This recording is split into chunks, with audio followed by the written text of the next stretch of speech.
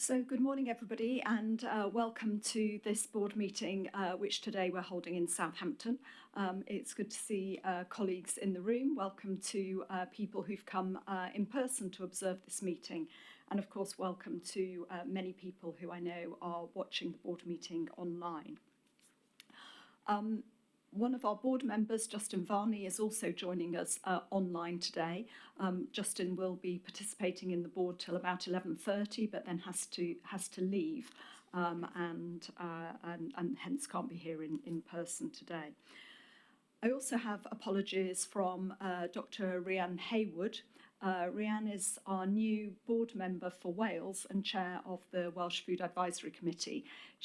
I'm absolutely delighted to welcome her to the board, but she was only appointed last month, and unfortunately this meeting clashes with a period when she's travelling abroad, and the time difference means she can't even join us online. So we look forward to welcoming her to the next meeting. She was able to chair the Welsh Food Advisory Committee meeting last week, and Hayley Campbell-Gibbons kindly joined that meeting as well, and will feed back on Rhiannon's behalf about the discussions that were held at WFAC. I'm pleased to say that since our last meeting, Mark Rolfe has been appointed as the interim deputy chair, and thank you to Mark for taking on that role while the campaign to recruit a permanent deputy chair is conducted. Applications have now closed. We've had a really good response, and interviews are scheduled for over the autumn. I very much hope and feel reasonably confident that we will be in a position to appoint somebody to the permanent position by the end of the year. There have been a couple of changes in the executive team since the last board meeting, and pleased to welcome Ruth Nolan, who's been appointed as the new Director of People and Resources. So welcome, Ruth, and also Claire Forbes, who's the new Director of Communications and who would normally join us at the board table. Claire has also got some previously planned leave, so I'm very grateful for Justin Everard stepping in to cover and deputise for Claire today. We've received a very large number of questions to the board in writing. I think there was 36 or so from members of the public. Those questions were made available to board members on Monday evening when the deadline for questions had passed. They're now also on the website with the papers for this meeting, so that if anyone is following the meeting, they can see the questions that have been asked. As we agreed at a previous meeting, we're no longer going to read the questions out. I think it's much more efficient and easier for people to be able to read them for themselves. We will probably cover many of the points that they've raised in our discussions, but whether or not we will provide a written answer to each of them, and that will be part of the record of the meeting. I should also mention that we received 2 questions today which came in through the process of questions to the board, but which related to minutes from the previous meeting, and we're going to treat those as general correspondence. We're going to clarify some of the guidelines on the website, really to make clear that questions to the board are really intended to be about papers, which the sort of substantive papers which are being discussed at that meeting, and anything which relates to past conversations can come into the board through other channels.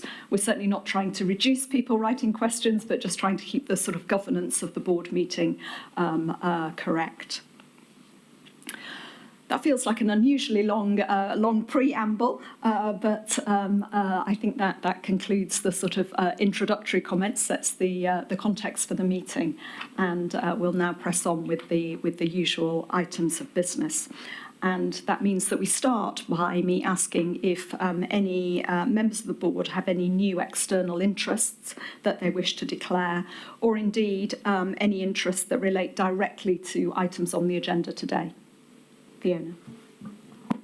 Yes, it's not relating to anything on the agenda. I've taken on a new project with the Rothschild Foundation about regenerative farming and food systems. Thank you, Fiona, and I know you added that to the register over the summer. Anything else from any other board members? If not, let's press on to look at the minutes from the last board meeting. when we were in Belfast, actually in Northern Ireland. Does anybody have any factual corrections or any other issues they want to raise directly in relation to the minutes? Anthony? Just one point. I'm trying to find the point. I can't see it. We referred to Leslie Aston in the minutes, but it's actually Wesley. Oh. So just for changing it for his sake to the correct name. Okay, we'll make that, and I'm sorry that that slipped in. Okay, there were quite a number of actions arising from our last meeting, and indeed there's some which are still ongoing from previous meetings. So again, those are included in the papers. If I could just ask board members to take a look at those and see if there's any points which they want any further clarification. What I might say is that we had an update on the ABC programme as part of the Business Committee last week, and I suspect we're going to return to that at least briefly in Mark's report from the Business Committee later today. So we'll cover off that item. Work on the border target operating model and the regulated products reform continues, and the board will be involved much more in that shortly. So those items at the moment are currently ongoing. And then the final one I wanted to comment on is we've slightly delayed finalising the terms of reference for the food advisory committees, because I was keen that we should wait until we had our new chair of WFAC. And as I've mentioned, Rhian is on leave at the moment, but as soon as she's back, Anthony and I and the board secretariat will meet to finalise those. So with that, those kind of opening comments from me. Are there any other matters from the actions arising from previous meetings that people wanted further clarification on at this stage? No? Okay. Well, we will press on to the next item on the agenda, which is sadly me again. So this is just an opportunity really for me to update you on what I've been up to on your behalf, and I guess some of the things that are on my mind at the moment.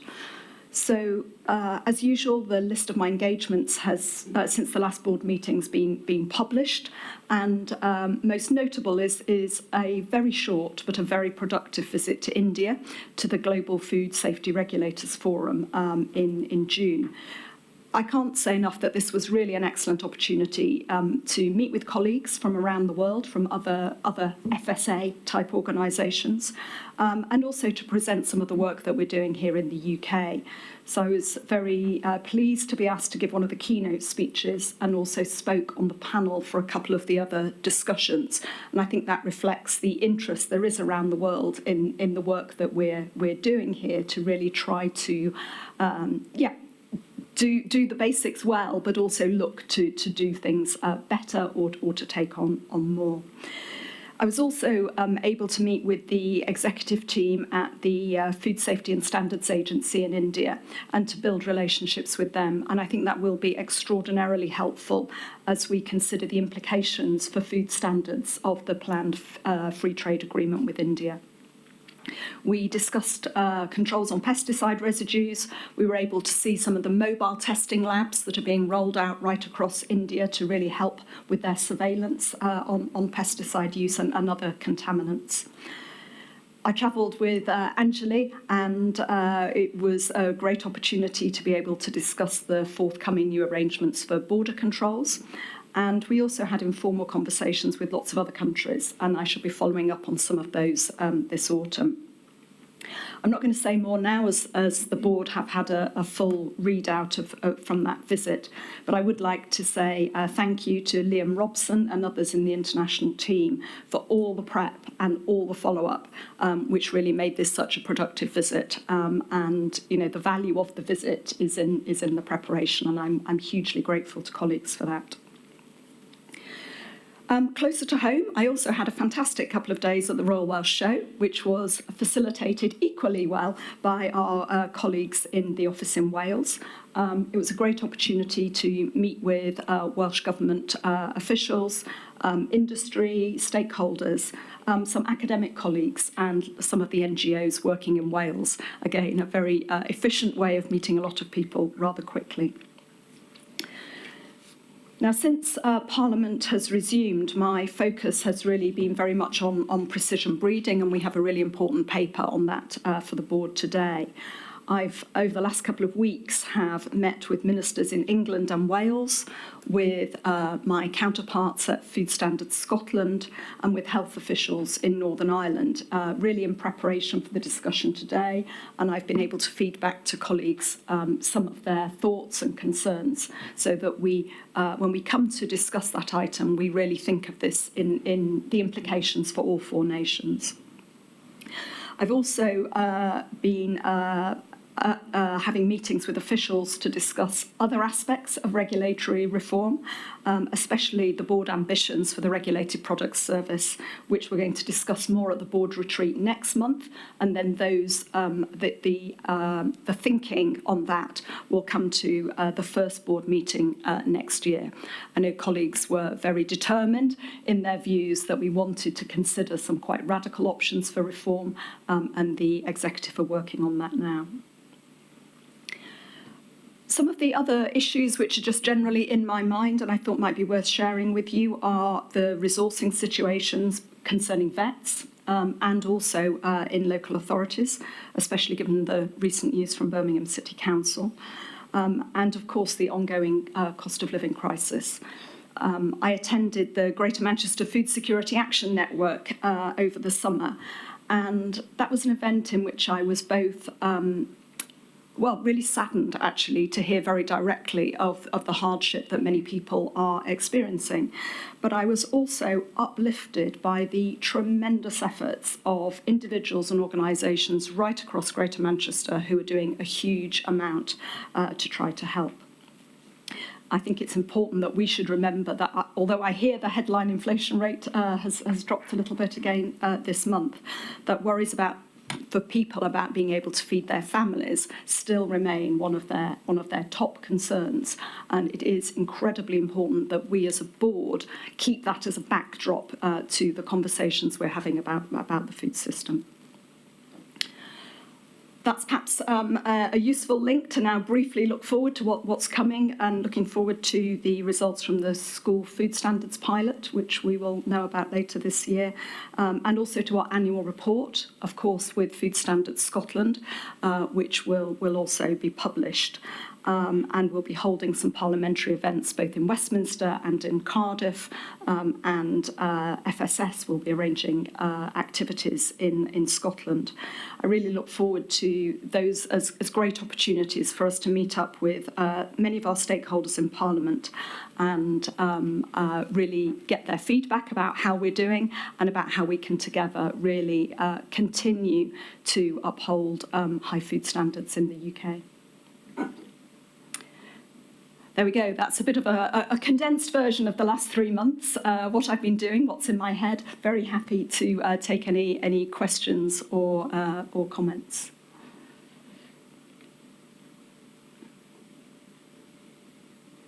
Okay, well, I will turn now to Emily. I don't know whether I should be pleased or rather upset. There's always loads of comments after Emily's update and never very many after mine. But Emily is really leading the real hard work that goes on to, behind everything that we do. And it's been another busy time, notwithstanding it's been the summer recess. Thanks, Susan. I'm always disappointed that I get more questions than you, but no, very good to be here. So there's quite a lot in my report. I'm going to cover a few things, not least because I'm keen for those listening to know a couple of our updates on consumer advice. But starting with Borders, the Borders Target Operating Model was published last month. Changes to checks on high-risk EU food and feed, and to some extent on the rest of the world, food and feed should be coming in January. We also are in the middle of organising the implementation of the Windsor Framework for the 1st of October, as I reported to the Business Committee, and we have been formally commissioned by the Secretary of State for Business and Trade to do our assessment of statutory human health protections in relation to the trade agreement, which is the Comprehensive Progressive Trans-Pacific Partnership. So that's all on board. There's lots going on there. Secondly, on consumer advice, we have amended with Food Standards Scotland our advice on listeria in ready-to-eat smoked fish. So we are saying that pregnant women and consumers with weakened immune systems and older should refrain if they want to look after themselves from eating uncooked smoked fish. And we also say that older people should be aware of these risks as they may be more immunocompromised. And then on glycerol in slush ice drinks, we have said after a couple of incidents that concerned us, we've done a big review of the evidence and have said that these are unsuitable for children under 4 and that policies of free refills for children under 10 should not take place. And we did a lot of work on that and managed to get that message out to lots of places around the country. There were a couple of incidents that we reported in my business committee update, but I just want to mention them here for completeness. So we've had an incident going on E. coli, another with salmonella in Polish egg products, and a couple of others as well. On CBD, my report gives you some progress. Next month, we're expecting the Scientific Advisory Committee to publish some advice. We also will then amend our consumer advice and we're now able to, better than we were, assess the quality of the applications in the system. So there'll be more to come over the next few months on that. I update on the food standards delivery model and the pilots and the rollout, so pilot in Wales, but actual substantive rollout in England and Northern Ireland. And then just to say on engagements, just to pick out 2 of those, it's been a busy quarter as ever for people that I've met, but I did have a very interesting conversation with Professor Chris Hodges, who is the chair of the Regulatory Horizons Council, and we were talking about outcomes-based regulation. And he was very complimentary of the work that we're doing through our Achieving Business Compliance programme to trial large enterprise regulation, which is much more about data sharing and looking collaboratively with big business to make sure we get a bigger picture of what they're doing. And secondly, I met meat industry stakeholders the week before last, maybe it was last week, time's going very fast, and to mention that they raised concerns about the supply of vets in the longer term. Like us, they are worried. And we discussed the work we've been leading through a working group in reaction to Operation Hawk, which was the meat fraud concerns we had earlier in the year. And we are expecting in the next few weeks to report from that working group covering issues about whistleblowing, the use of third-party audits, and how the FSA shares its own intelligence alerts with the industry to make sure they get taken seriously. And finally, just one additional thing on staffing that's happened just in the last few days. I'm really pleased to announce that Andy Quinn is our new head of the National Food Crime Unit, having been successful in that recruitment. Thank you. That's great. Thank you very much, Emily. And as you said, those were really just, I guess, signposting to some of the items that are in the full report.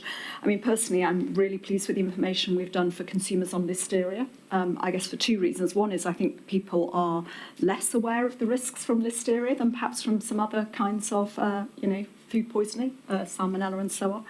We were at, the board had the opportunity to visit Barfoot's yesterday, which is a big vegetable processing business. And, it was absolutely clear that listeria was top of mind for them. And I think that, many consumers might not have vegetables as being, in their mind for risk. So I think, I'm really pleased about that. I think it's also very proportionate advice. So thank you for all the work that went into that. Questions from colleagues? Anything you wanted more information about? I know CBD will come up again in the context of the regulated products paper. I don't know if we want to take questions on that now or later, but anyway, Mark, I think you were first off the blocks. Thank you, Susan. Emily, thank you for this. It never ceases to amaze me. Your reports show us the real breadth of what we get involved in, so thank you. Also really delighted to hear about the appointment to the NFCU. I think that's a really good appointment. So thank you for that update as well. I do want to ask some questions about the borders situation. I have to say, and I know it's not within our control, I'm really disappointed that the dates have been pushed back yet again. I think we are at a stage now where businesses are crying out for certainty and consumers probably don't know the lack of protection that they're getting. So I'm really hoping this is the last pushback, and I know we've seen reports to suggest that it is. But anything we can do to influence actually sticking to the dates we've got, I think we should be doing. I am, however, really quite concerned about the model itself. And I appreciate, again, we have some influence in here, but it's not all within our gift. I am quite concerned about the fact that we appear to be changing our standards in relation to rest of the world goods so that we can achieve parity with the checks that we do on goods coming from the European Union. And I would really like to understand much better the evidence base for us doing that. Normally we would look in an evidence base to reduce those kind of checks at compliance data. And my understanding is there's no change in compliance data. So I would like to understand why we're making those changes and based upon what evidence. I think there are also concerns around the way that the changes are being introduced and what impact that might have on the viability of certain of our Port Health Service delivery colleagues.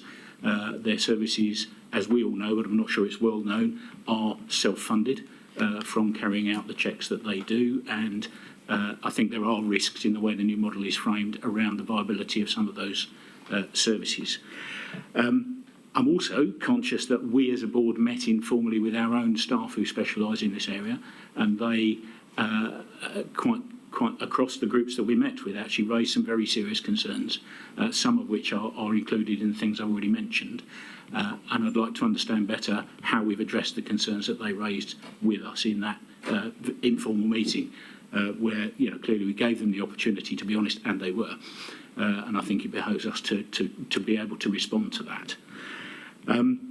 So where I'm coming to, I suppose, is, and Susan, I don't know whether this is appropriate for you as a question as well, but whether it would be appropriate for us to have a detailed paper at our next board meeting so that we can better understand the changes that are being made. Our interest clearly is in the consumer interest to this, and I personally don't feel that we have enough information at the moment to understand the changes to the risks that consumers might face as a result of bringing in these changes. Thank you, Mark. That's a pretty substantive point. Now, let me just ask other board members if they want to add anything further specifically on the issue of borders, and then I think we will tackle that, and then we'll come on to other items. Margaret, you're nodding. Yes, and I'm also aware that staff, particularly staff who are not at senior level, have been voicing concerns and are worried that there are gaps which could put the consumer at risk. So I just want to take one point that Mark made further and explain. This is about many of the goods that used to be medium risk have been downgraded to low risk, which means that they do not have to be inspected as they come in anymore. And there is an option that they could go back up to medium risk, but if there is evidence, but there's no way to capture the evidence because they are not being inspected anymore. So what I would be interested in is what can be done about that, because I think that's the thing that really worries us, our staff, and also staff yesterday that we met at the Port Health Authority, and it leads to the legacy issue of losing staff, etc. But let's put that aside. So is there any, these are the questions, is there any leeway in the way the new guidance has been written which would allow some checks on those low risk, the newly designated low risk goods as they come in, if staff feel that there could be a risk there, or would they be subject to legal action if they did that? That's one. Secondly, what about the option, which would be more expensive and would involve resources and probably us paying, of asking local authorities or certain local authorities to do a certain number of sampling checks further down the line? David? Just very briefly, Chairman, I support Mark's idea on this. We do need a deep dive on it. From what we heard yesterday, it seems we may have big gaps in the government's plans for checking food from the rest of the world, and I'm not convinced that what we're doing may be ultimately safe for consumers. So a detailed paper on it would be very helpful and essential.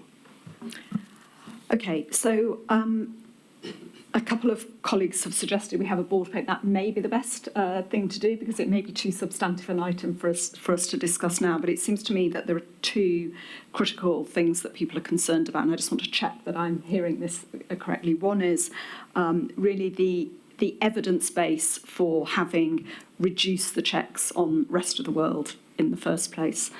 Then our surveillance mechanisms to know whether that's had any adverse consequences. And thirdly, our ability to step up the controls again if there was an issue. I think that's the gist of it. Is that fair? I mean, there are then consequences in relation to implementation around implications for the Port Health authorities, but that feels a little bit outside our remit. Mark, have I not quite got that right? No, I mean, I agree with those questions. I do think the viability of our Port Health Service delivery, who are critical partners to us in this, is also an important aspect. Okay, fair enough. Emily, do you want to take that or? Yes, thank you. If I could start and then I'll hand over to Anjali. So thank you for raising it. I do think it's really important. Just some bits of context. So the risk model that has been agreed is done jointly with DEFRA, Animal Plant Health Agency, and is needed to be signed off by Cabinet Office. So we are a part of a bigger picture agreeing at risk assessments.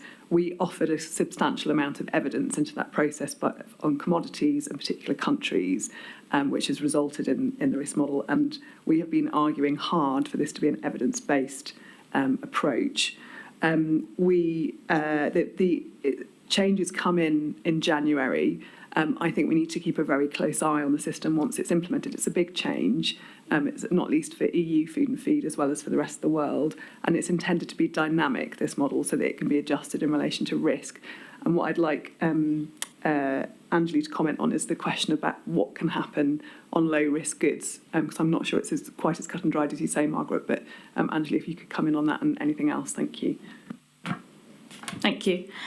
Mark, just one point around timing. We've made very clear to colleagues across government how important it is that checks come in from January.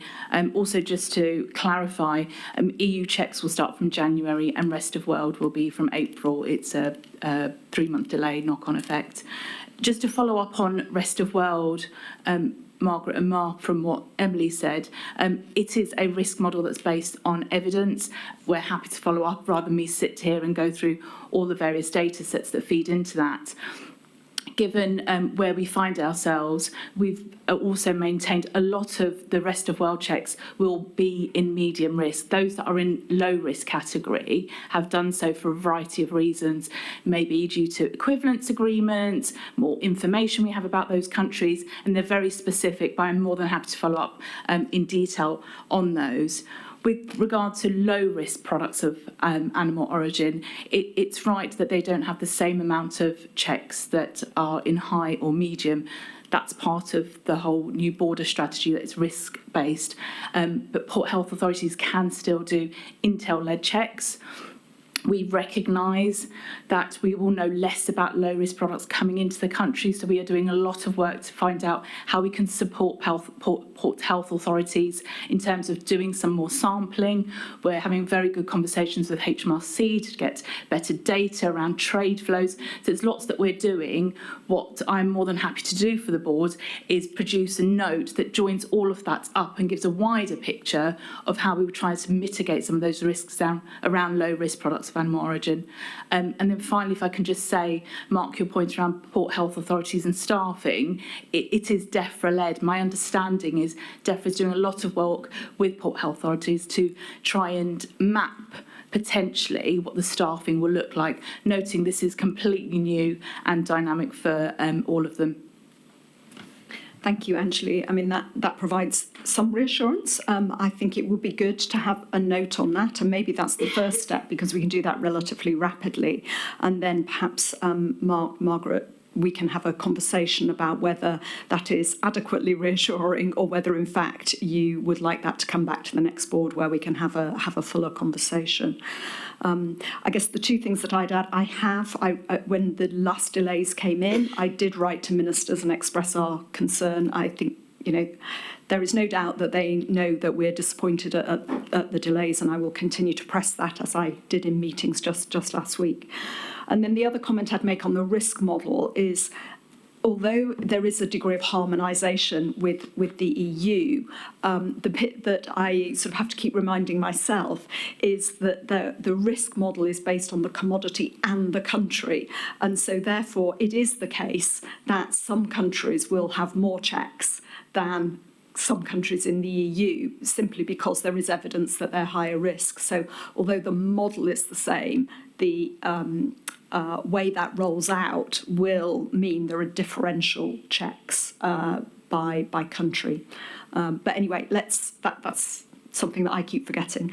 But let's, Anjali, thank you. If you do a note, and then we will consider whether this should come back to the board. I mean, given the public interest in this, there may well be a case for that, but let's make that decision later. Okay. Rewind, remember what Emily introduced, have a quick check of the papers. Other comments on any other aspects of the Chief Exec's report that people wanted to pick up on today? Margaret? Just a couple of things. One is you mentioned the Polish eggs this time, and we've had, in the last year, we've had other issues, haven't we, with chicken coming from Poland. This is an EU country, and are we seeing a trend there? And the next one is removing the new guidance on salmon for vulnerable people and other things like that. Have hospitals, as far as you know, removed salmon from their menus because they are high risk, and very often the incidents that we have come out of food eaten in hospitals. And then on the CBD, it's all taking so long, and I'm terribly concerned about the fact that there's so much on the market, that more and more is coming in from other countries, and that consumer habits are becoming really well entrenched in that they can go and buy this stuff, and they think that it's all okay, and they've been doing that for several years now, and it will be very difficult, or the question is, how difficult will it be to start to change behaviours once we start authorising or not authorising some of these goods? And Margaret, we're talking about cold smoked salmon here rather than all salmon in hospitals. Sorry, absolutely, smoked salmon. Shall I get? I'm going to ask. Wait a second. Let's see if there's any more, anything more on the listeria guidance or on CBD that people want to raise. Okay, go for it. I'm going to turn to Junior on the eggs Polish point in a second. On the listeria guidance, I'm looking around the exec team to see if anyone can remember the answer on that.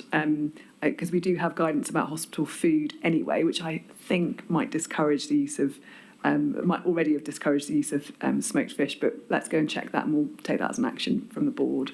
And we certainly did a lot of promoting the guidance when we put it out there to all sorts of different groups, and Claire would have remembered that, but she's on leave. So let's come back to you on that. Emily, I think there's an additional thing. So absolutely our guidance needs to make it clear, but all of us will have visited hospitals and all of us probably, or many of us, will have seen smoked salmon around. Okay. So I think it's also about implementation of what do we know about the implementation of the guidance, thank you. Particularly that change.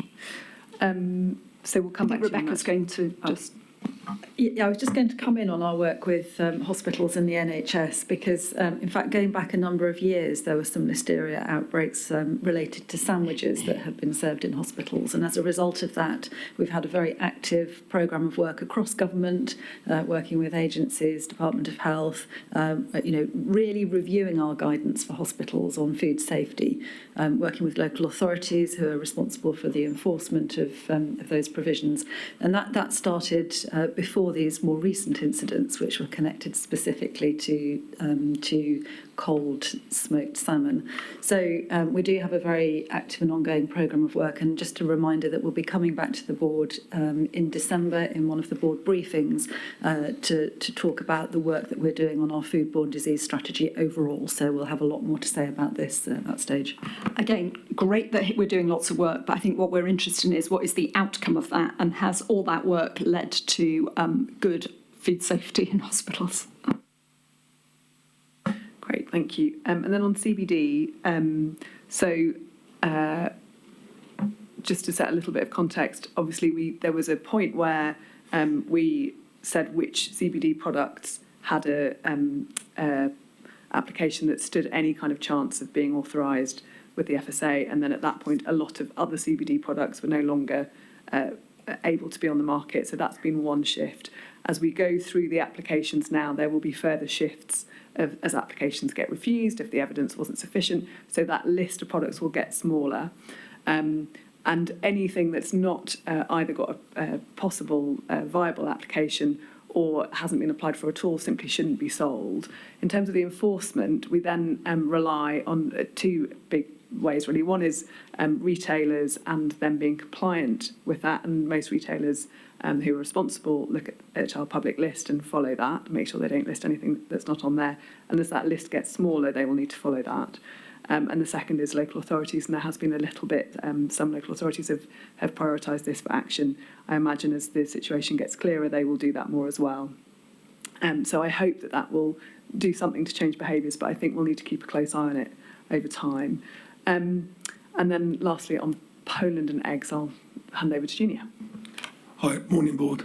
So on the specific issue of the Polish eggs, there are a couple of plants specifically involved in that which we've highlighted where the issues are. We took an unusual step of issuing a notice to the British Retail Consortium as we realised that the plants provided eggs to quite a few of our supermarkets.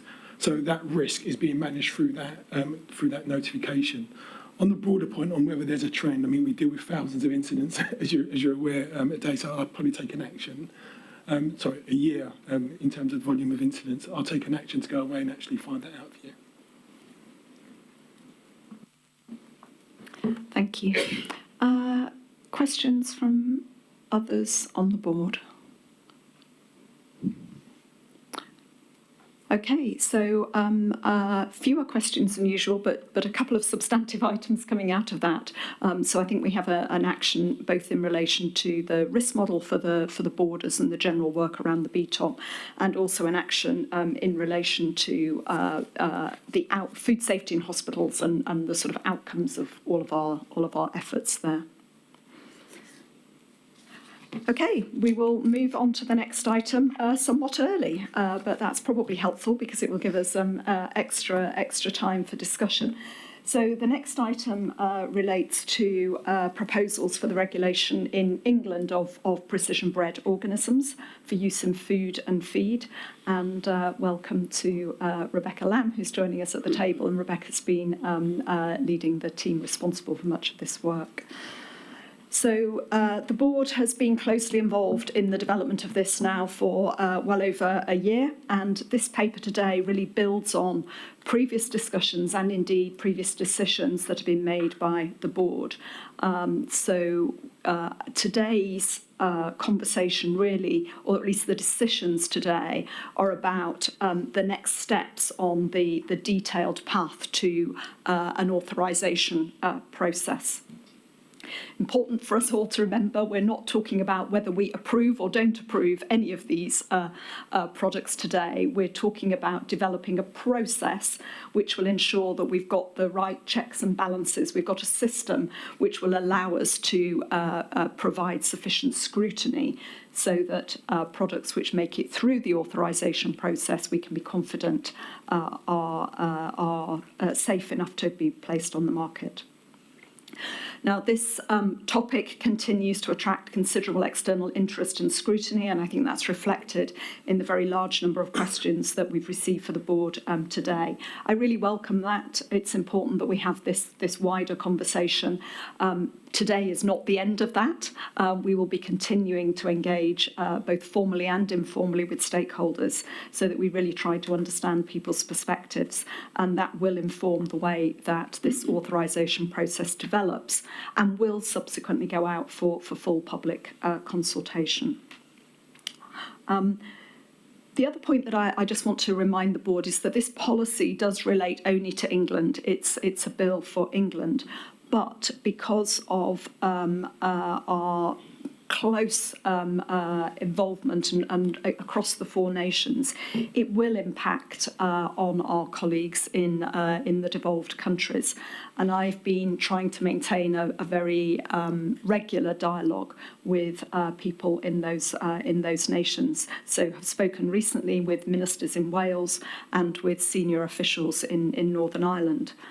I've also been in discussion with my counterpart in Scotland at FSS, Heather Kelman, who's the chair there. And we spoke indeed just last week, because I think it is really important for us to remember that decisions which are made in England will have ramifications for the other countries because of the UK Internal Market Act. And indeed, there have been questions about that to the board. So I think when we come to the discussion on this item, I'm actually going to ask Anthony on behalf of NIFAC and Hayley, who's reporting back on WFAC, I think to come in first to that discussion, because I think it would be helpful for board members really to hear the sort of sentiments from those 2 countries. Mostly this is about discussion today, so I'm going to stop there. I'm going to hand directly over to Rebecca Sudworth, who's our Director of Policy, really just to summarise the paper. I guess, Rebecca, focusing particularly on the key points where we need to make decisions today. And, yeah, as I said earlier, Rebecca Lamb's joined us, who'll, I guess, provide some support in the discussion. Thank you. Thank you very much, Susan. Yes, as you've said, so this paper builds very much on the discussions that we've had before. So I'm going to focus on the key proposals, particularly the approach to managing risk and the authorisation process. I'll just summarise those briefly and give you a bit of context. In making our recommendations, the first thing to say is that we've been guided, as you would expect, by advice from our Independent Advisory Committee on Novel Foods and Processes, the ACNFP. As ACNFP have said, precision-bred organisms will fall on a spectrum of risk, from those products where the risk is well understood to those that require additional scrutiny. So our recommended approach seeks to ensure that the products will receive a level of regulatory scrutiny that is appropriate to the potential risk. Perhaps a helpful analogy is to think of this as a series of gates with an increasing level of regulation and scrutiny at each stage as the potential risk increases. We recommend that precision-bred organisms should be subject to appropriate regulation in addition to the protections in general food law, and that's a strong base from which to build. And in line with the board's previous decision, we've proposed lighter touch regulations for precision-bred organisms where the risk is well understood. This is Tier 1. And greater scrutiny for precision-bred organisms where additional information is required in order to assess and manage the potential risk. And this is Tier 2. Specifically, and I just want to summarise the shape of what we're recommending here, we are recommending that all precision-bred organisms will have additional regulation above the requirements for traditionally bred organisms. All precision-bred organisms will be individually authorised by the Food Standards Agency and placed on the public register with details about the nature and purpose of the genetic change, and that register will be freely available for members of the public, consumers, representative bodies, and of course industry and other regulators. We recommend that industry will be responsible for determining whether a precision-bred organism falls into Tier 1 or Tier 2, and for notifying the FSA about that. And for Tier 2 precision-bred organisms, which require the greater scrutiny, we recommend that they will all undergo a risk assessment carried out by the FSA. The evidence requirements that we will be asking for we suggest will be as recommended in ACNFP's Model 1. So the paper contains a summary of the different models that have been put forward. But the essential thing about this is that detailed evidence about composition will be reserved for those Tier 2 products. So we think that this package does meet the board objective to put food safety and consumer interests at the heart of our approach, whilst remaining proportionate to the risk. So returning to the analogy of the gates, what we're inviting the board to discuss today is essentially, are these gates in the right place, and are the proposed regulations proportionate to the level of risk at each stage? And obviously this is a very high-level summary of the recommended approach, which is set out in detail in the paper, and the board will also want to consider and comment taking the fuller context into account, including arrangements for traceability, enforcement, and the importance of ensuring that consumers have the right information to meet their needs. And these issues have been discussed at previous board meetings, and I'm really looking forward to the discussion. Thank you. Thank you very much, Rebecca. I mean, I think the key challenge as I see it is to achieve an authorisation process which is proportionate to the risk.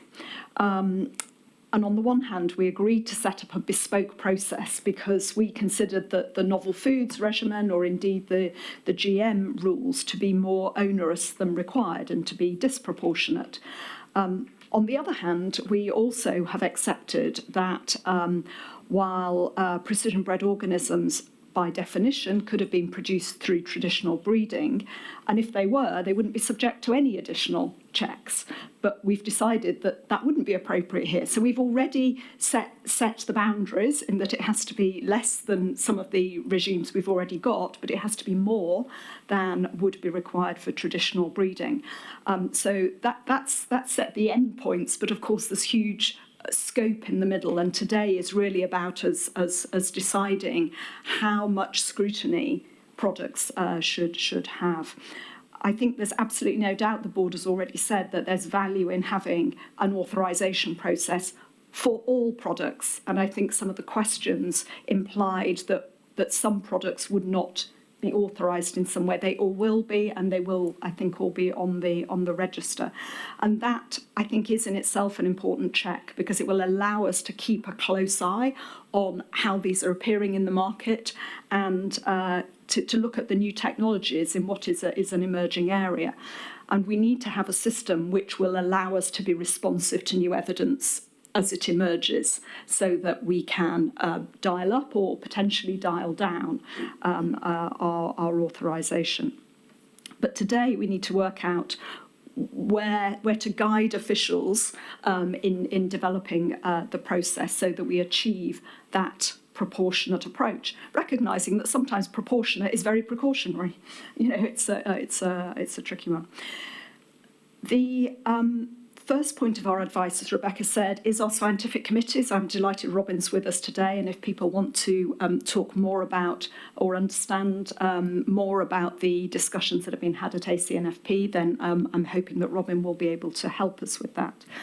But it's also important, I think, to remember that the risk assessment for precision-bred organisms in the UK is likely not going to differ from, or at least the risk for consumers in the UK is not different from the risk for consumers in any other part of the world. And so I think it's also important for us to be mindful of the way other regulators and other scientific committees are approaching this as well, because we would need good reason if we were going to do something that was notably out of step with what's happening elsewhere. So, as I said, that's kind of my opening pitch, and my job now is really to sort of listen to you and hear the comments of the board. And as I said earlier, I'm going to start by asking Anthony and then Hayley to just give us a perspective from Northern Ireland and from Wales. What I propose to do then is invite general comments and reflections from board members based on what we've got in this paper, based on some of the questions that we've received. And then we will move into discussing the very specific points on which we really need to give the executive a steer today. So that's the general game plan, and I would hugely appreciate it if we could all try and follow that plan, so that we get from here to the coffee break in an organised manner. So, Anthony, over to you.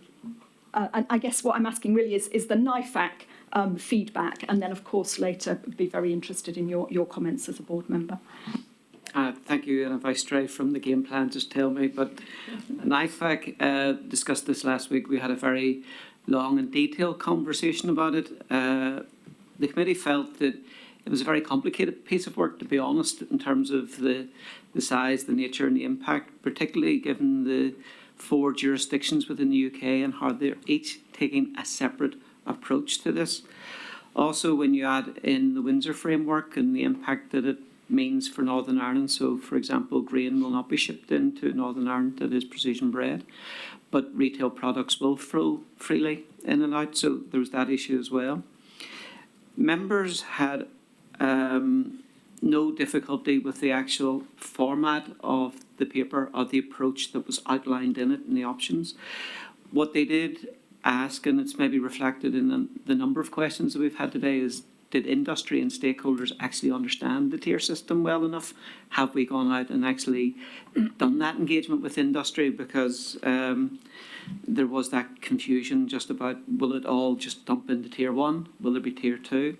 There was questions about the number of organisms that would be listed on tier 2, which I think is far too early to tell. Nobody knows at this stage, and we recognise that.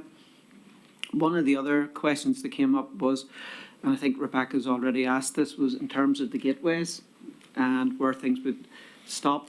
But the view that we had, and I'm assuming it's correct, is that everything will go through the precision breeding checks, but a novel food is still a novel food and will still go through the novel food checks. So this wasn't an escape route to something quicker or shorter.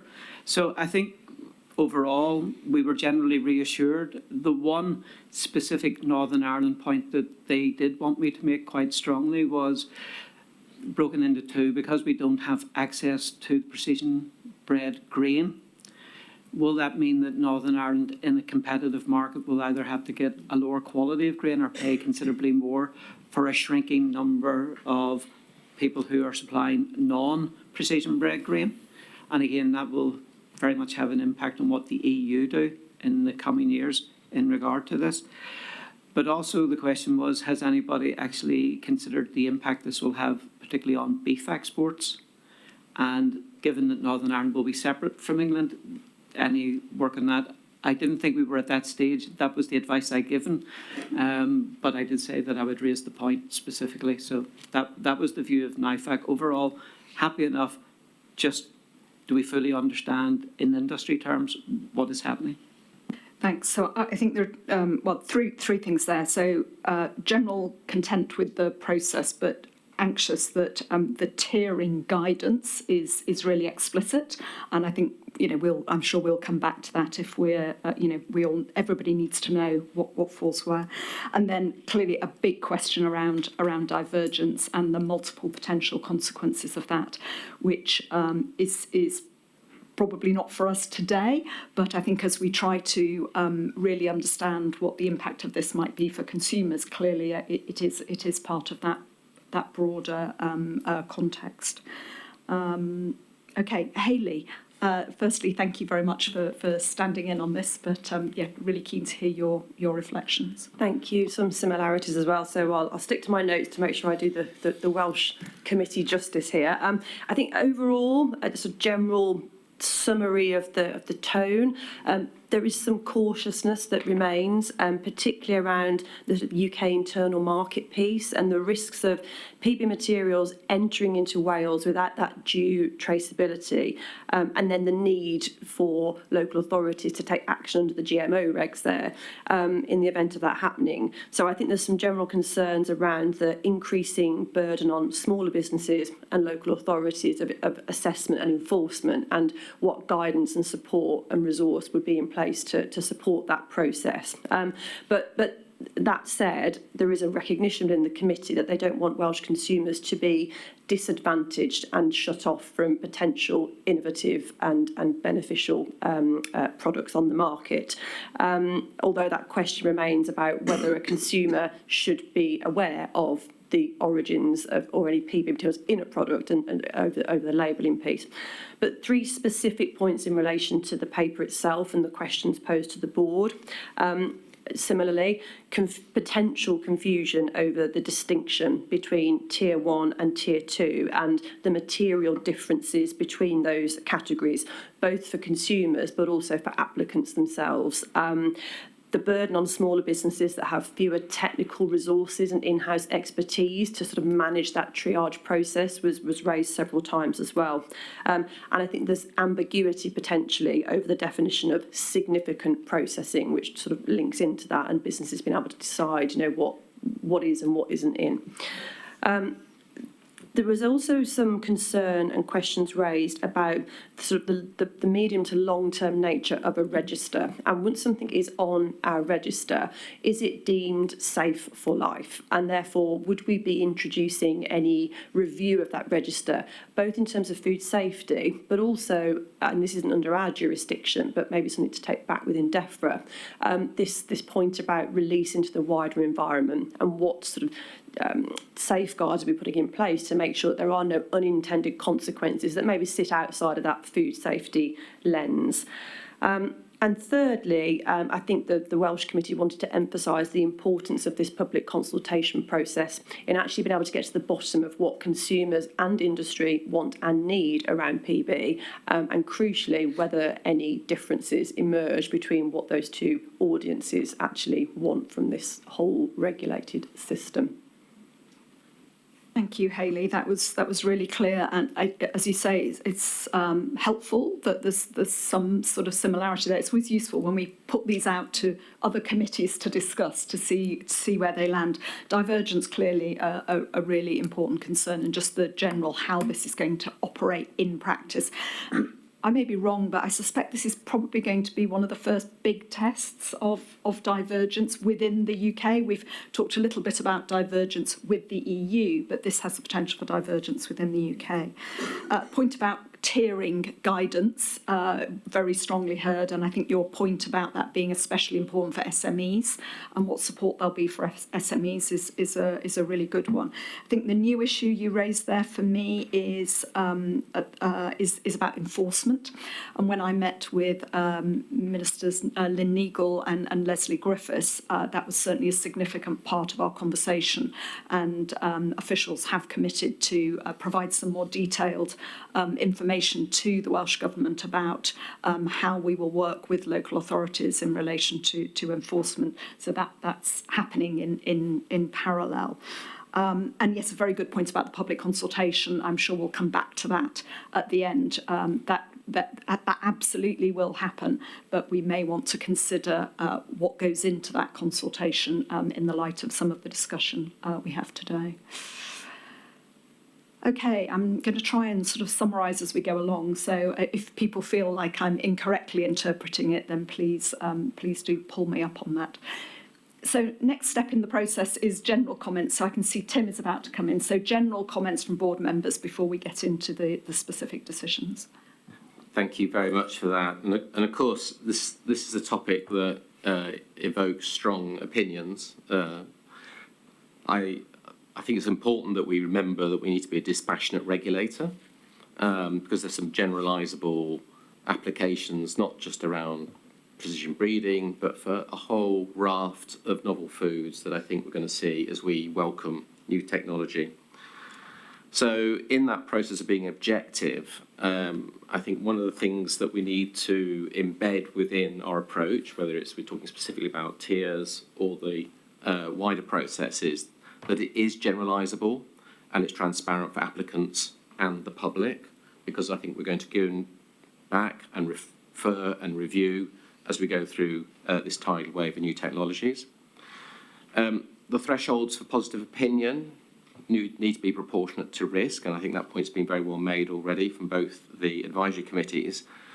But also they need to be foresighted around future innovations, because this technology will quickly spawn derivatives, and it also will be used in concert with other new technologies, which will just make thinking about things like tiering even more complex.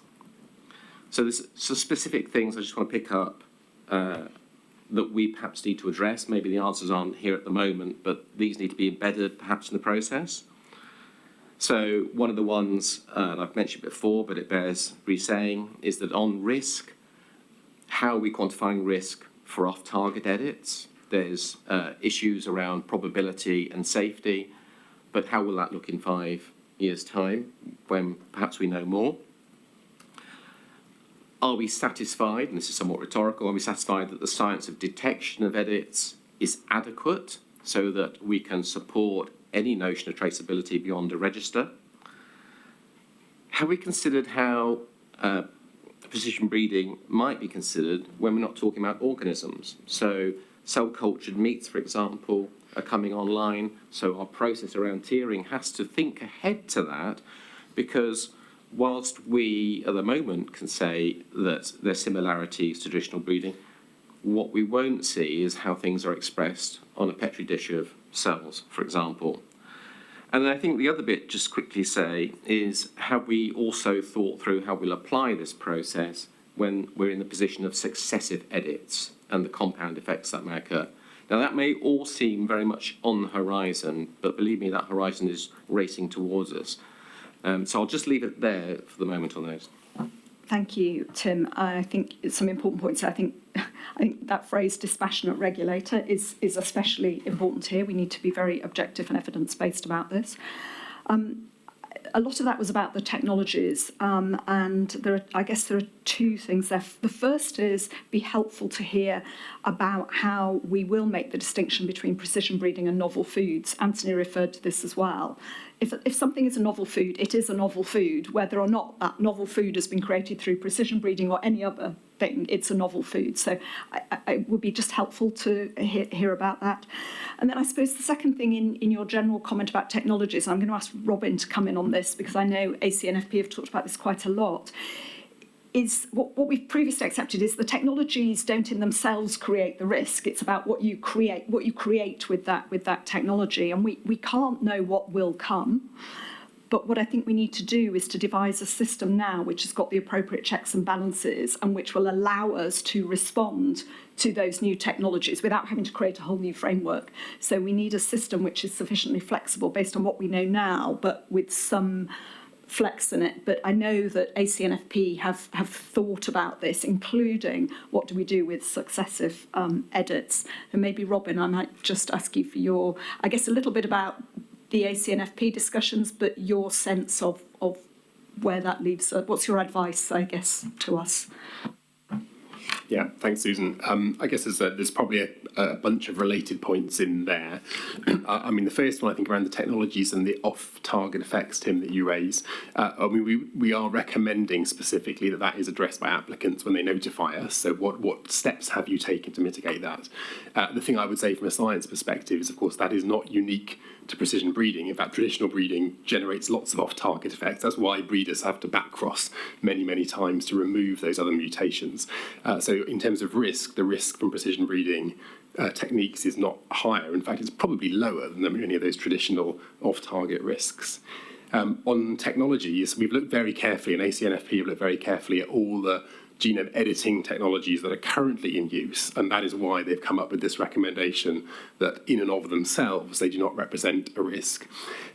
You know, a good scientist would always say, well, you can't predict the future. And of course, it is theoretically possible that someone will come up with the technique in the future that does carry some additional risk. But I think the thing I would stress is that what we're recommending here and what we're building into the system is that ability to react to that and to change. So we could, for example, in the future say this new technology that's being used for precision breeding is actually not the same and is not going to be treated through this regime and, for example, defaults back to the GM regime or another regime.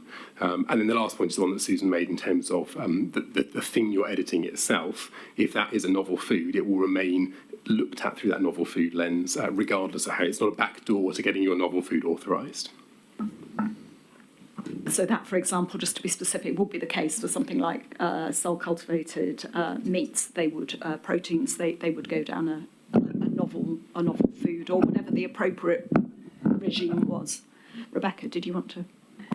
Yeah, I just wanted to make a comment about the different regimes we have. So, as the board will know, there are a large number of separate regulatory regimes for regulated products, and these have built up over time. I think there are legitimate questions about how well they work together, and these are things that we can pick up as we talk about our future plans for reform. But we do work very hard with applicants and with our legal advisors and with our policy and science experts to make sure that applicants are very clear about the regulatory route that their product will follow. It is sometimes the case that different elements of a product may need to be regulated under different regimes. The novel foods regime has a general principle that anything that was not traditionally or habitually consumed in this country before 1997 should be regulated as a novel foods. But the GMO and now the PB regulations that we're proposing obviously are looking at a very specific and more innovative technology that's been emerging, and so it has been considered appropriate to introduce some additional regulations. And the purpose of that is to make sure that we have the right evidence requirements, we follow the right process, we're considering the right questions tailored for the different products that we have to regulate. So, but the principle is that we are always very clear about which elements of a product or the product as a whole will need to, which regime they will need to go through. Okay, who's that? Julie, was that a specific response to one of the... It was in one of Tim's points regarding traceability. Again, looking forward and looking to the development of future technologies. I think technology is developing in the world of traceability, not only PB, but generally wider applications. So I think we need to be taking that on board and thinking of the opportunities that could be coming through those developments as well. Thanks. Thank you. Okay, are there any other general comments from the board around this paper, or shall we move into the substantive? Margaret. It's a very small comment. On our travels, I have not yet come across any major producer who is using in particular animal products who is engaging or showing any interest in using this technology at the moment. And when we ask why, they say it's because they're not convinced the public want it at present. And I think it's worth making that point because this is not being led by industry. I presume it's being, and it's an awful lot of work we're doing on it, we're doing it because we want to be ahead of the game, and it's something that we expect to happen in the future. Yes, I think that's right. This is a future-looking, I guess, opening. I was about to say opening the door for innovation, but not putting in place unnecessary barriers to innovation. And we haven't talked about it yet, but the reason that anybody is interested in PB, certainly the reason that I think this board are interested, is because there are potential benefits in relation both to health and sustainability. And I think we need to remind ourselves that's what we're trying to weigh up. Rebecca, a very quick point, though. I'm going to move on to your main paper. Okay, I just wanted to say something about the different stakeholder perspectives, because I think you're right, Margaret, that retailers in particular may be more cautious at the moment. I think they're waiting to see how the products will be regulated and waiting to see what kinds of products will be coming on stream. Our engagement with the developers and producers has been very different. I think there is a large appetite for being able to use technology that can bring forward some of the changes much more quickly than can be achieved through traditional breeding. And the consumer research that we've done, which we discussed with the board earlier this year, shows that consumers are also cautious about this and want to know more about it. But when they have the opportunity to understand some of the potential benefits, they feel that if the products are properly regulated, then they can see that these may be products that they would like to purchase and to use themselves. Okay, so if I could turn colleagues' attention now to some of the specific elements of the authorisation process that we've been asked to consider today. I guess if we start at the top, just let me get onto the right page of the paper here. This is where my sustainability, not printing it out, lets me down. So let's do we want to start with the ACNFP model? Which was first, the ACNFP model or the should conduct the triage? Can somebody just remind me was the first? Oh, It was the data requirements in terms of the decision. So this is so ACNFP discussed a whole range of possible options. In fact, well, they had a large number of possibilities, and they narrowed it down to 2. And they were very clear that the whole committee would be happy with either one of those. One of them has so they all require some data to be produced in order to be able to assess the nature of the edits that have been made. The second model requires much more extensive data to be provided at the point of application. And I think the question for us is whether that is reasonable. Is that essential for us in order, can we not assess this unless we've got all of the information? Or is a limited set of information sufficient, with the proviso that we would always be able to ask for further information? So that, so for me, the question is, does everybody have to provide everything up front, or does everybody provide a modest amount up front with the potential that we can request additional information effectively on a case-by-case basis? Robin, is that a fair lay summary of what the models are? Yes, I think it is. And I think just whilst I have the microphone, I'd really like to stress here our thanks to this committee who have laboured for many, many hours over this, putting in extra meetings. And I would say the point that Susan raises here is, this is not a science question. With a scientist hat on, scientists always want all of the data about everything. I would love us to swab every meat sample in every supermarket in the country. But that is not proportionate. So the question here is one for the board around proportionacy and not about a science question on it. That's helpful. I should also say the minutes of the ACNFP discussions are on the website. They're a tiny bit behind because some of the last ones aren't there, but I know we've had a question about this. We will ensure that those are made available, and certainly by the time this goes out to public consultation, all of the ACNFP records of the minutes and so on will be available, just to reassure people about that.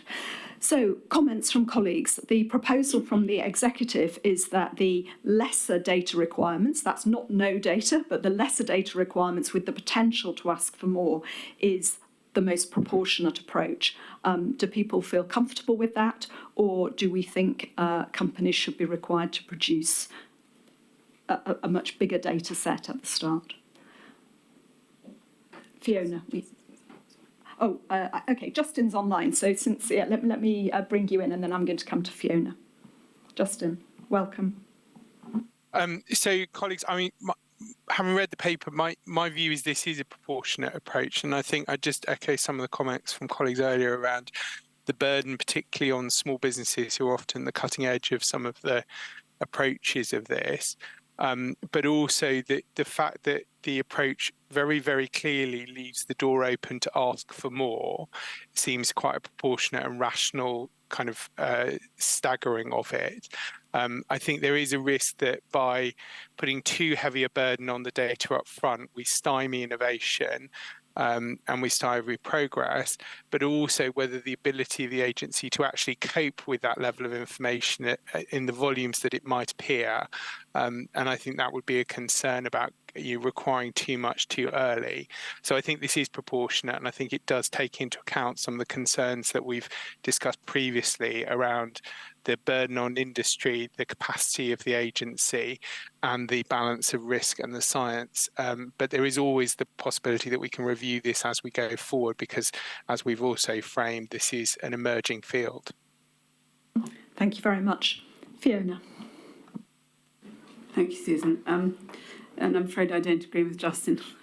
I think what concerns me is that there's 2 purposes for the data. One is for a company to determine whether it's in a level 1 or level 2. And the second purpose, which may or may not be brought forward, but can be summed up if we want to see the data, is to show that the food is safe. And if a product is being produced for food use, then it's really important that we understand that whereas the PB process might not have been for an edible element of that plant or animal, that the food that's produced from that PB plant is still safe and there hasn't been any impact on that food composition.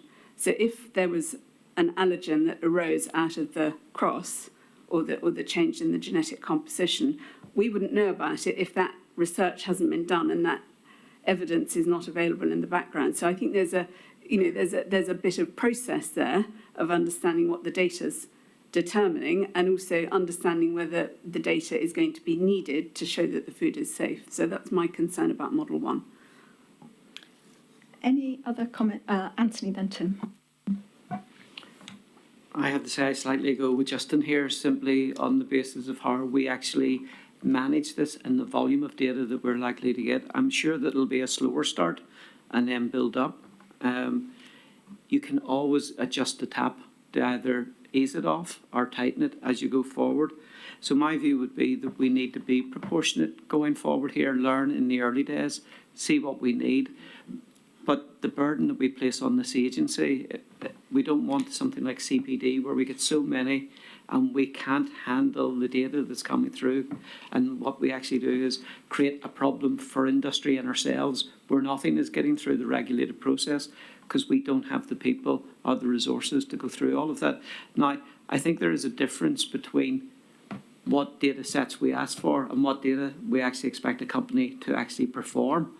So maybe there's some balance in that in terms of expecting them to do the work, but this is the data, the minimum set that you must provide to us. Tim? Yes. This is an interesting one. I think it's basically what data can we accommodate and what's useful and proportionate to what we need to do to regulate. But don't for a minute think that we're staunching innovation by asking for this data, because these organisations, any company that's doing this sort of work is not a garage startup. You know, they will basically have had to do this to make sure that the product is safe in any case. So the real question is, you would expect them to have produced data to a level 2 anyway for their own purposes to know the food is safe. The question is, how much do we ask for and what's proportional to our ability to accommodate that and regulate well? Yeah, I think that's an important distinction. It's not prescribing what the companies do. It's about what we receive. And I think there's also another question for us as regulators, sort of generic question, is where the burden of responsibility lies. In the, industry have a responsibility to provide safe food. It is not in their interest whatsoever to do something that's unsafe. We are the backstop in a way, I think, in terms of providing some reassurance that they're not behaving recklessly. Margaret.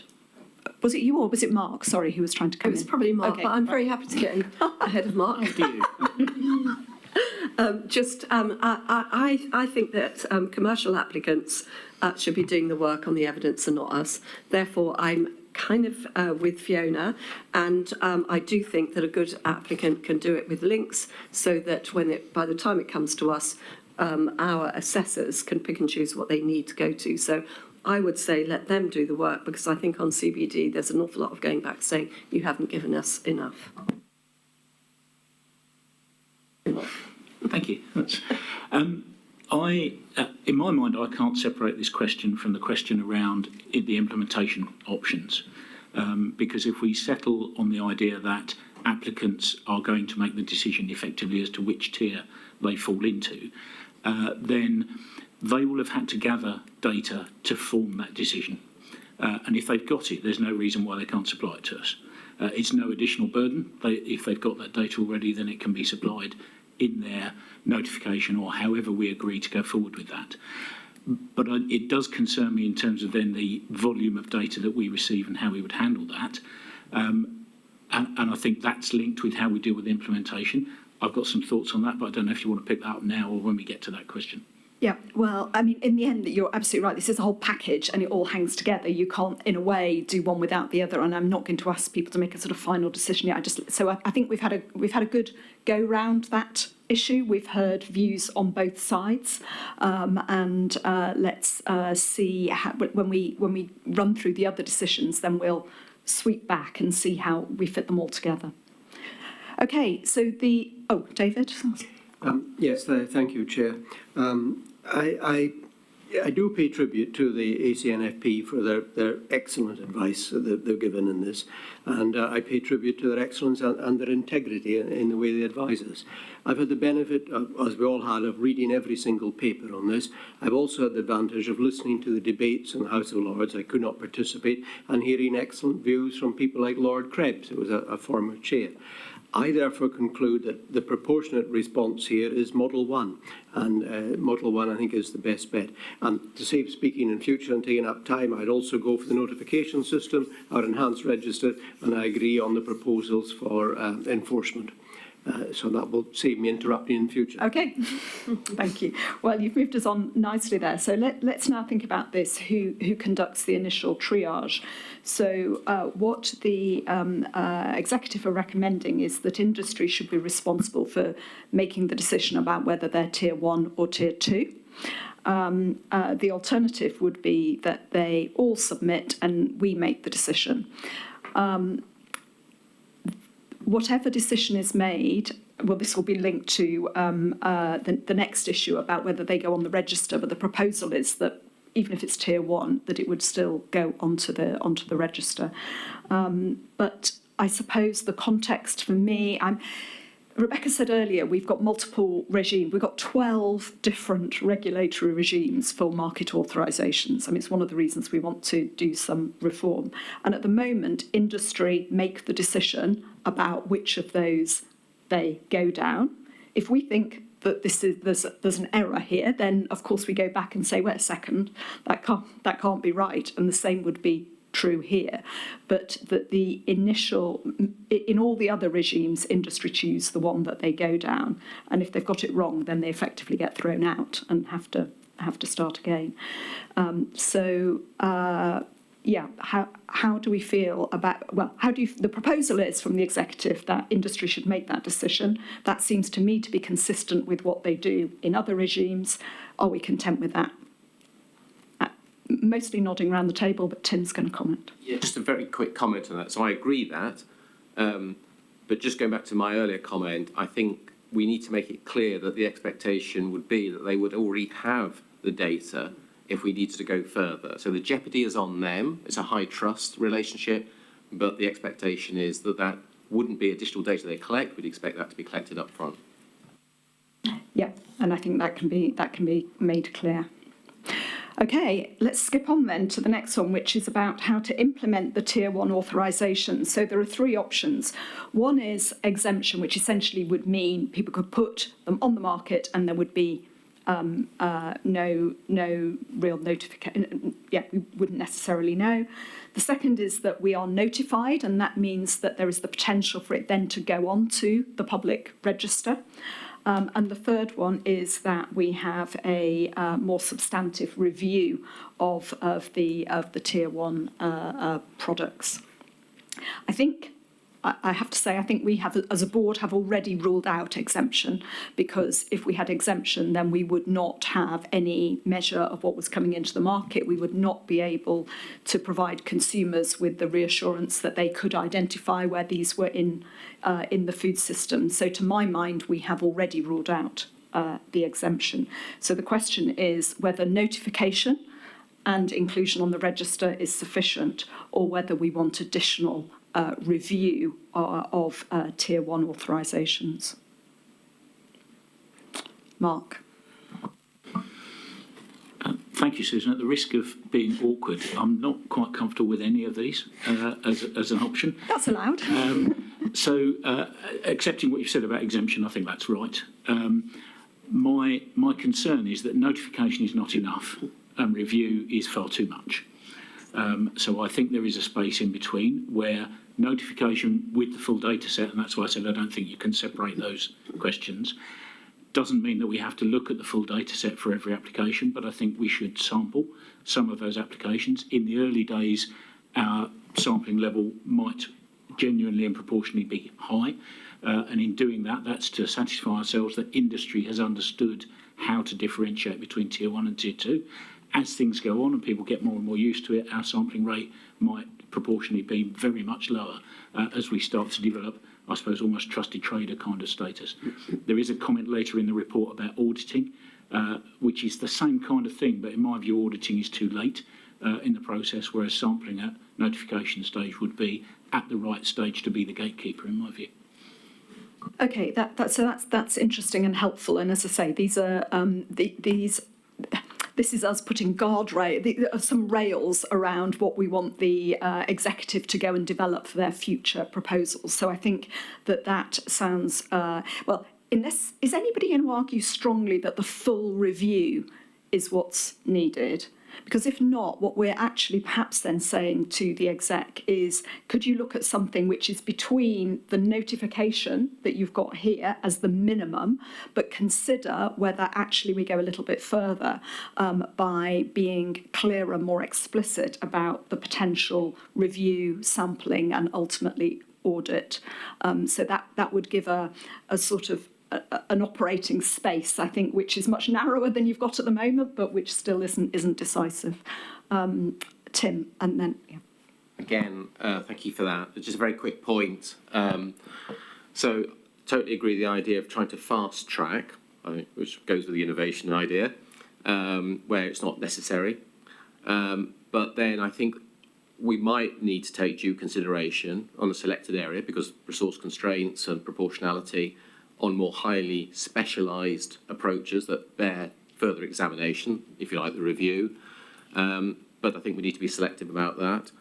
The other point, just very quickly to make, in any of this, and it's a point that I think Anthony made to me outside of the board, was that we may need to keep some reference material because, as again, this technology is going to move fast, even though if we don't have all the technology necessarily to review the reference material in the future, we may be able to do that, and that might be important. So just a consideration.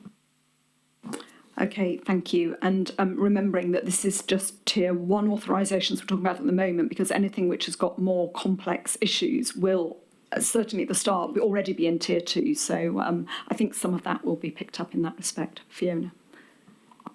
Thank you. And just a quick further point on what Mark described. I mean, I've seen systems whereby a notification process requires the data package to be available on inspection.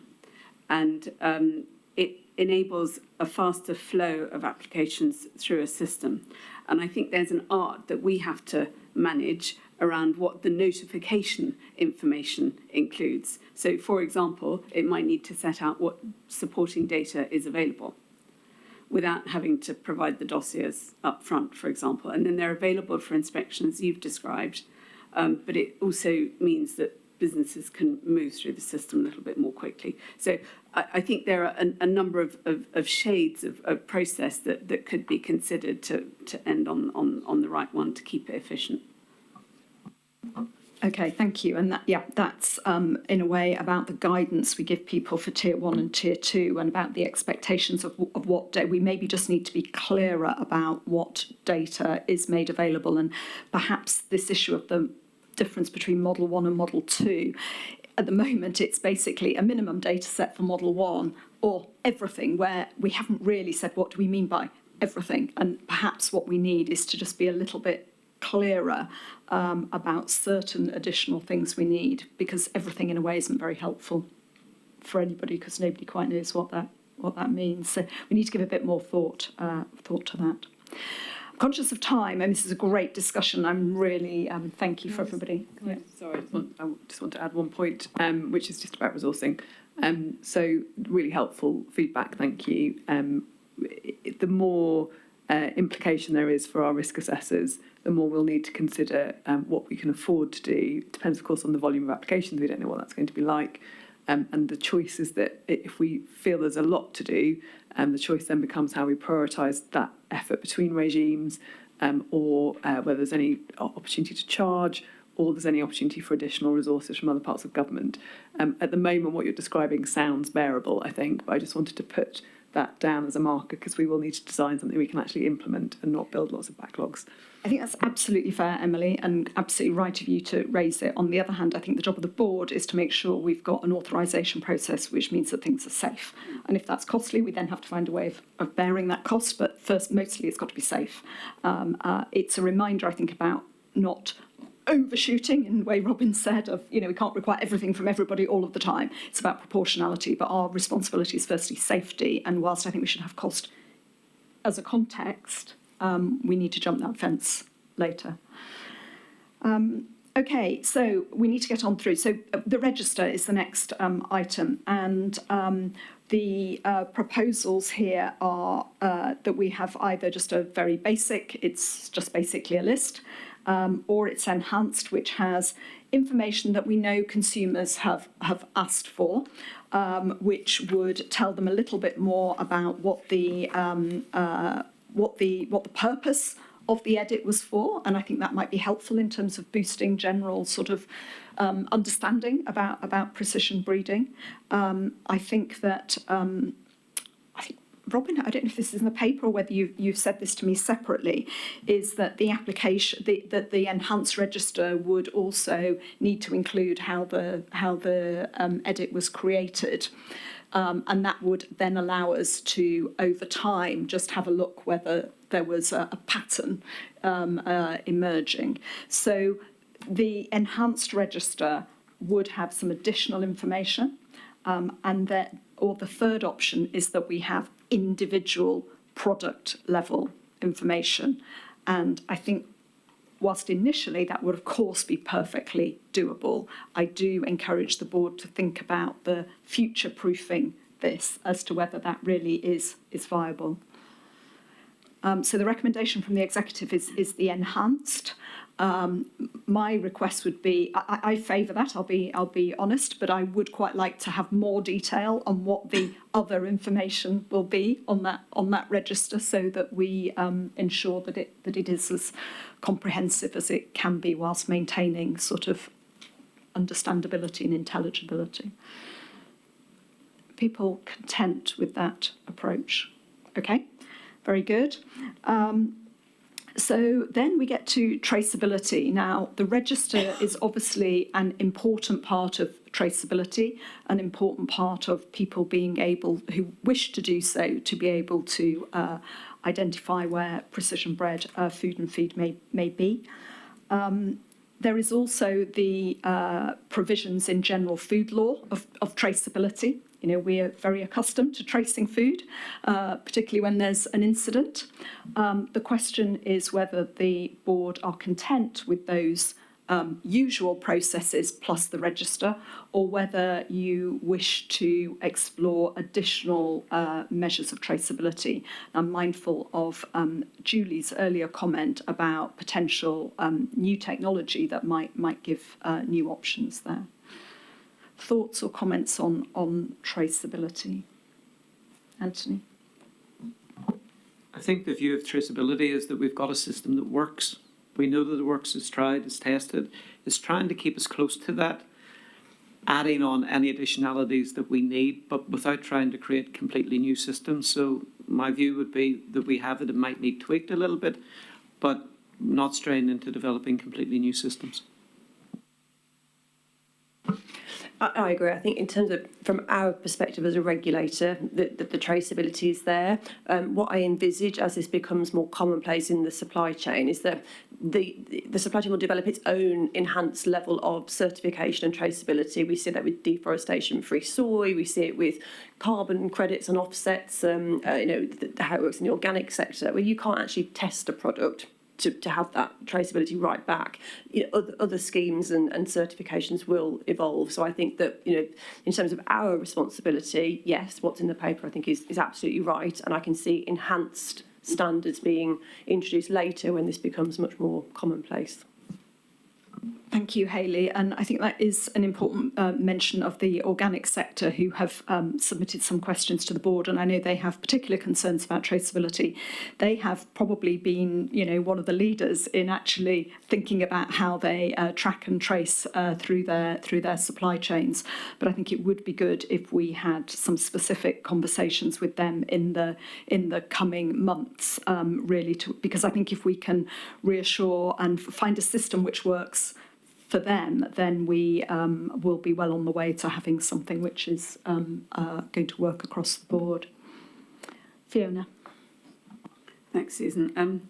Yeah, I mean, I agree generally about not having any additional traceability requirements, but it is really important that we find a way of ensuring that businesses and products that want to have segregation away from PB can do that. And one of the proposals in the register is to have a unique reference number.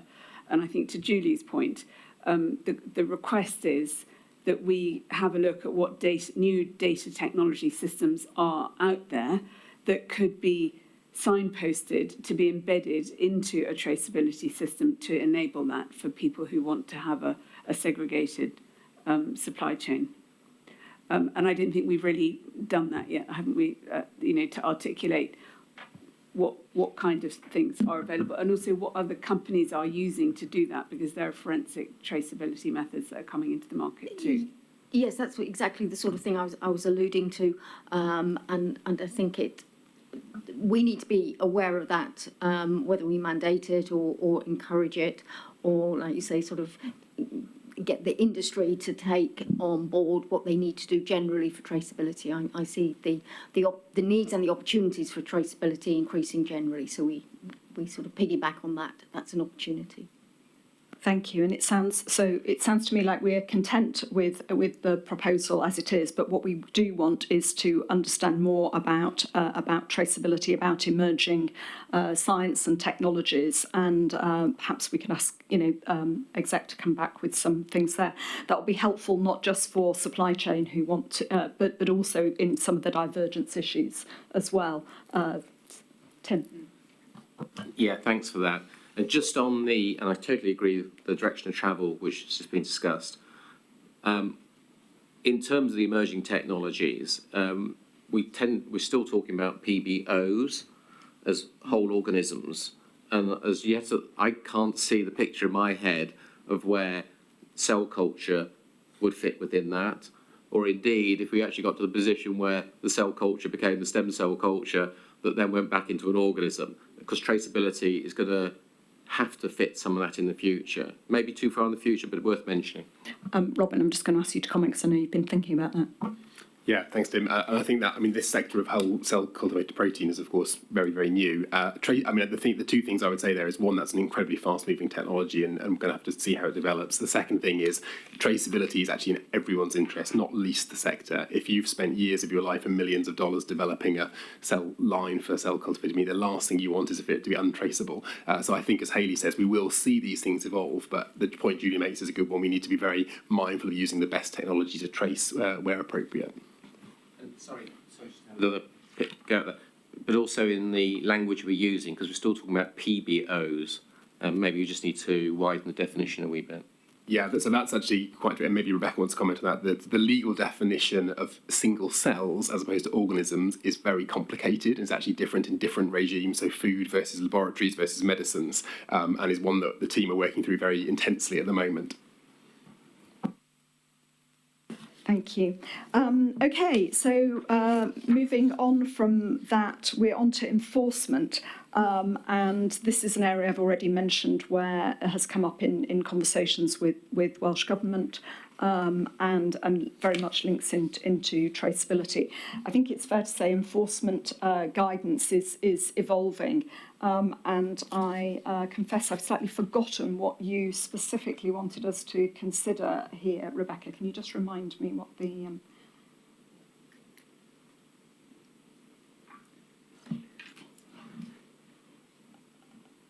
Oh, okay, so Emily's just reminding me. So at the moment, the Act contains enforcement powers, which, this is in paragraph 6.2, which essentially work on a paperwork and audit process, but that it does allow specific powers for investigating potential breaches.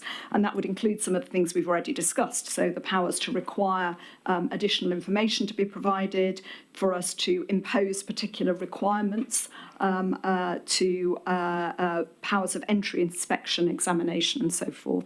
So I think essentially they're the enforcement powers which we would expect more generally to be able to have if there was a breach of food law. And I guess the question is that sufficient, or do we require additional enforcement powers? Mark? And they're to go to port health authorities, local authorities, as much as to us, I think. Okay. Yeah. Mark? Thanks, Susan. I think the question we're asked here is to agree that the proposals for enforcement are sufficient. And I'll start my comments by saying I can't agree that. I've had a look at these. These are all, in effect, based in civil law, and I know the Act prohibits the use of criminal law, so I'm conscious that my comments are in that space. There is a misconception amongst people who put this kind of thing together that the civil law route for enforcement is somehow easier and more straightforward. Civil law enforcement in consumer protection matters has been tried in other spaces. It's difficult, it's complex, it's long-winded, and it doesn't provide certainty, and it's really expensive. Civil law enforcement in this space reduces the decision about whether to comply with the law to a simple decision of whether it's cheaper to comply with the law or to pay the charge for not complying with the law. I know people who, particularly in London, will park on a double yellow line because it's cheaper to pay the parking ticket than pay for the car park. And that's what we're reducing compliance to with these enforcement provisions. When I've looked at the more detailed stuff, there is all the powers that you've referred to, Susan, but there doesn't appear to be particular consequences should people refuse access to an inspector, other than putting it back into the same space of you might get a bill for refusing access to the inspector. So it really troubles me, actually, that we are in this kind of space. I would go so far as to be perhaps controversial and say, if I were designing a system where I wanted to ensure there would be no enforcement, this is what I would design. Okay, it's quite concerning. I mean, I'm also really, really conscious of time, and this clearly needs a more substantive discussion. I'm wondering whether, in fact, actually the issue of enforcement, which is particularly around sanctions, as you've mentioned, is one that we need to loop back to at a later stage. Also recognising that, as I said, that was the Welsh Government had specifically asked us about the guidance in relation to enforcement and how we were going to support local authorities to do that. Rebecca, if we were to sort of hold this over to later, does that substantially impinge on your ability to make forward progress? How would you suggest we best handle this, recognising the board, there clearly are some concerns? So I think I would say, firstly, obviously, as Mark has rightly said, our principles here for enforcement are built on the way in which we are currently working, and the context, as you rightly say, is that criminal sanctions are not generally available for this. I think you're making some much broader comments about what is the appropriate level of penalty and the enforcement that would run across many different product classes, not just precision breeding. I think given the timescales that we're working to, and I think what you're suggesting, Mark, is a much more fundamental review of how we approach enforcement across regulated products and other categories. I think it would be difficult to do that as part of this piece of legislation that we're bringing forward. Maybe something that's better picked up in our review of regulatory reform, and when we think about all of the regimes, building in enforcement and compliance into that. I just want to check as well, Rebecca. So if we want to go out to consultation on these proposals, which we do we need a steer from the board today on particular things in relation to enforcement? And the second thing is, does the Precision Breeding Act give the scope for any of the things Mark is suggesting? Because if it doesn't, then I think your further point is right. But I think that's what we need to understand that. So the Precision Breeding Act provides broad powers for us to bring forward our proposals on enforcement. There are other constraints as a regulator, across government. There are principles for the way in which sanctions are applied and used, and criminal sanctions have now for a number of years been reserved for very specific cases, and food enforcement has been moving away from applying criminal sanctions sanctions. I think what I'm saying is realistically, if we wanted to consider that for this next stage of regulations, it would undoubtedly, it would delay essentially us bringing forward these proposals. It would introduce a very significant new aspect in the regulations. We have, as has been very clear in the paper, we've based these proposals on the usual framework that we operate for enforcement across a range of different food products and with regulated products in general. Okay, so Mark, why don't I come? What's your reflections having heard that and having heard sort of where we are in this process and what's the limit of our abilities to? Yeah, thank you. And I do absolutely recognise we're in a very difficult place here because the Act specifically prohibits the use of criminal sanctions. I think that's frankly desperately short-sighted, but it's out of our control. I do wonder if there's something we can do within the regulations, within what we're allowed to do, to make the enforcement more straightforward, because at the moment, Emily, you pointed out local authorities, port health authorities will get these powers. I don't see them using them because I don't see there being any consequence to people ignoring them. So I do accept the sort of the wider constraints. I think that's a longer term conversation around which is the appropriate law to bring about enforcement. But I do wonder if there's something we can do within the system that we've got to make it more appropriate. Okay, I'm really conscious of the time. We started this discussion item early and we finished late, and I apologise to people watching who tuned in to listen to something different and have had a lot of precision breeding. But I in some ways don't apologise for that, because this is a really important topic, and I'm grateful for the level of engagement from board members, from stakeholders in this paper.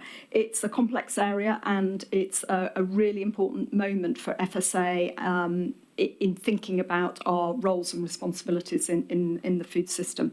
Where I think we have got to, just if I summarise, and hopefully I've got this about right, it's always difficult to capture this whilst you're in the moment of listening to the questions, but I think we were comfortable with industry conducting the initial triage, accepting that there would be potential for review, that those decisions were appropriate.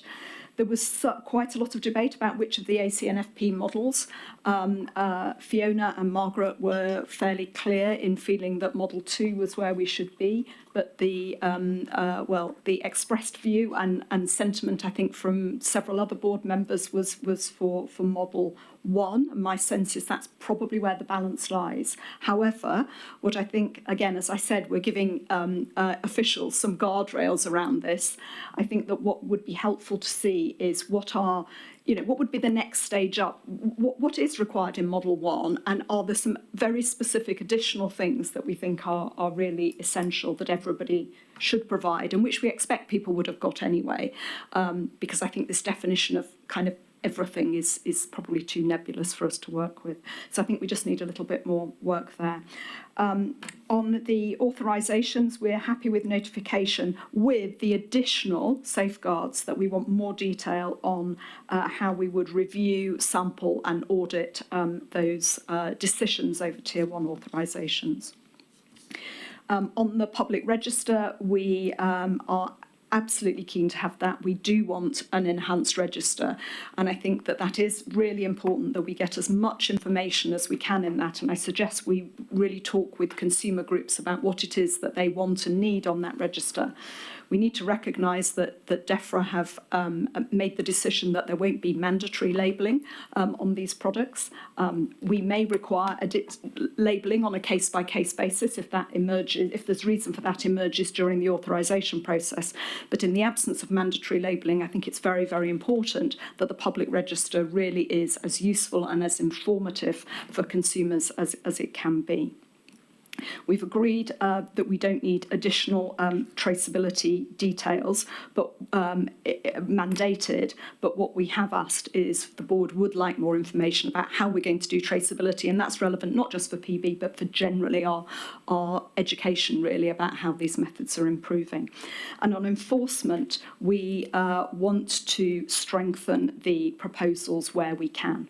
So I think we would urge officials not just to sort of accept the status quo, but to explore how we can make those as meaningful and as they can be, and look forward to advice on that.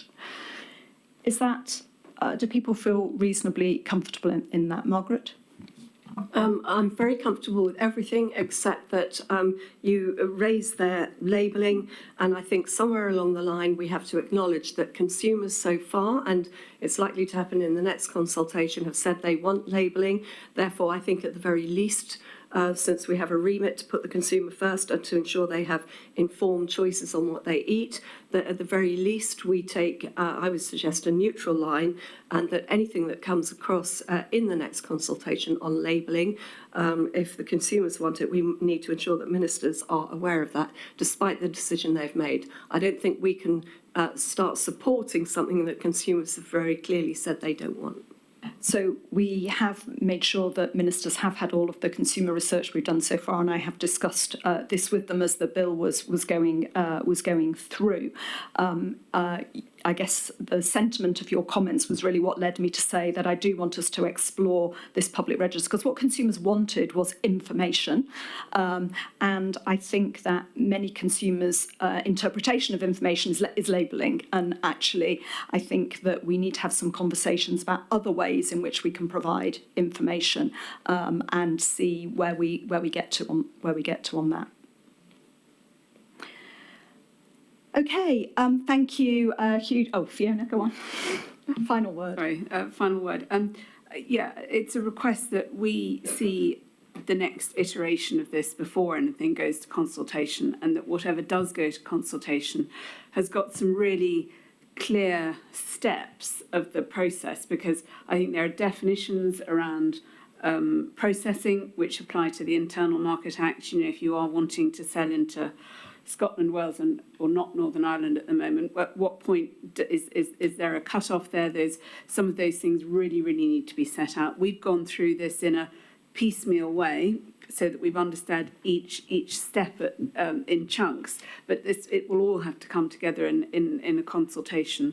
And I think I'm still a little bit confused about the data set. Is it something that has to be required, but if or not? Because if it's only coming through at the point of application, then the quality and the amount of data that's required still needs to be specified very clearly. So on that point, there is a minimum data set, and we're just asking to explore whether that needs to be expanded a little bit. So I think that's where we've got. It's only going to come forward when people apply, and it may or may not be scrutinised. And it's only going to be in tier 1. Well, for both tiers, for tier 1 or Rebecca. Yeah. So at the moment, so I think there are some general principles. The board has been really clear. Companies need to know what's in their food. They need to understand their development process. We expect them to understand that and have the data. It's their responsibility. The question is, how much data is the FSA going to request as part of the authorisation process? Is it for all tier 1 and tier 2, the full package? Or is it just for tier 2 that we require the additional compositional information? And as we've discussed, we need to balance what's going to be proportionate. And also, actually, a point I was wanting to make, what are we going to do with the data? I think the board are clearly asking for additional assurance. They want to know, are companies meeting that responsibility? Do they know what's in their food? I think we've discussed, I think Mark's comments and your earlier comments, I think were very helpful in helping us to understand perhaps what additional assurance we can put in place so that companies are fulfilling that without necessarily asking them to submit a full data package, which in some cases we are not expecting to need to use. I think there's almost a fail-safe element there, and we need to think carefully about what's proportionate for the regulator and also for businesses. So we can take this away and come back with that further. So thank you. And I think that makes a really good point, is what we're looking for is how can we be assured of what industry are doing. I think that's a really sound perspective. What I think Fiona is asking, which is important, is about the timeline for the consultation. So when are we expecting this to go out for consultation, Rebecca? Rebecca, do you want to pick up on the timeline? Very briefly, yeah. Thank you. Just a date. Yeah, we're expecting to go out to consultation, I believe, in the beginning of November, if we can get all of these decisions today. Okay, so that's ahead of any future board meetings. So I think the board will want to see what is going to go out to consultation because this is a full package, it is complex. If we've got questions, then for sure stakeholders are going to have questions when it goes out for consultation. So we have got a private board session, the board retreat in October. It may be that we should take a look at it then, but can we take offline some discussions about how we are going to come back to the board with some of these additional things we've asked for. If we can make that timetable, I'd obviously like to do that, but I would also say we need to take the time that is necessary to get this right. So let's consider that. And the last point is we then need ministers to agree it. It gets subjected to a right-round process with English Westminster ministers, and they're the ones who sign off the policy. This is a recommendation of the FSA to ministers. So we've covered a whole load of stuff there. I realised there were comments at the beginning around divergence, which we haven't really picked up on, but I think they will be part of the consultation for sure. There have also been questions about the UK Internal Market Act, and we haven't really discussed that here today. One of the questions to the board was explicitly about that, and so actually when the written response to that is prepared, that will obviously come to board members, so that will give us an opportunity just to take a look at that. Thank you. I am going to draw a line under this. I realise we could talk for another hour, but we are going to move on. Again, huge apologies not only to those people listening to this that we're running late, but especially to colleagues who are waiting to present the next item, which is quite a considerable change of topic. But we're going on now to the annual report on freedom of information, external complaints and whistleblowing. Before I leap into that, because I'm rushing, huge thanks to the precision breeding team. There's been a massive amount of work to get here. I really don't underestimate that. And we're grateful for that. But I regret to say we'd urge even more work, even more thought, even more consultation before this comes back. Okay. Noel and Jenny, really good to welcome you to the board. Thank you for being so patient, and I hope this makes you feel like your area is easier than some in the agency. So this paper is an annual update, and it covers three actually really important areas, which again are about our commitment to openness and transparency. This is really in relation to our people rather than our work for our broader work.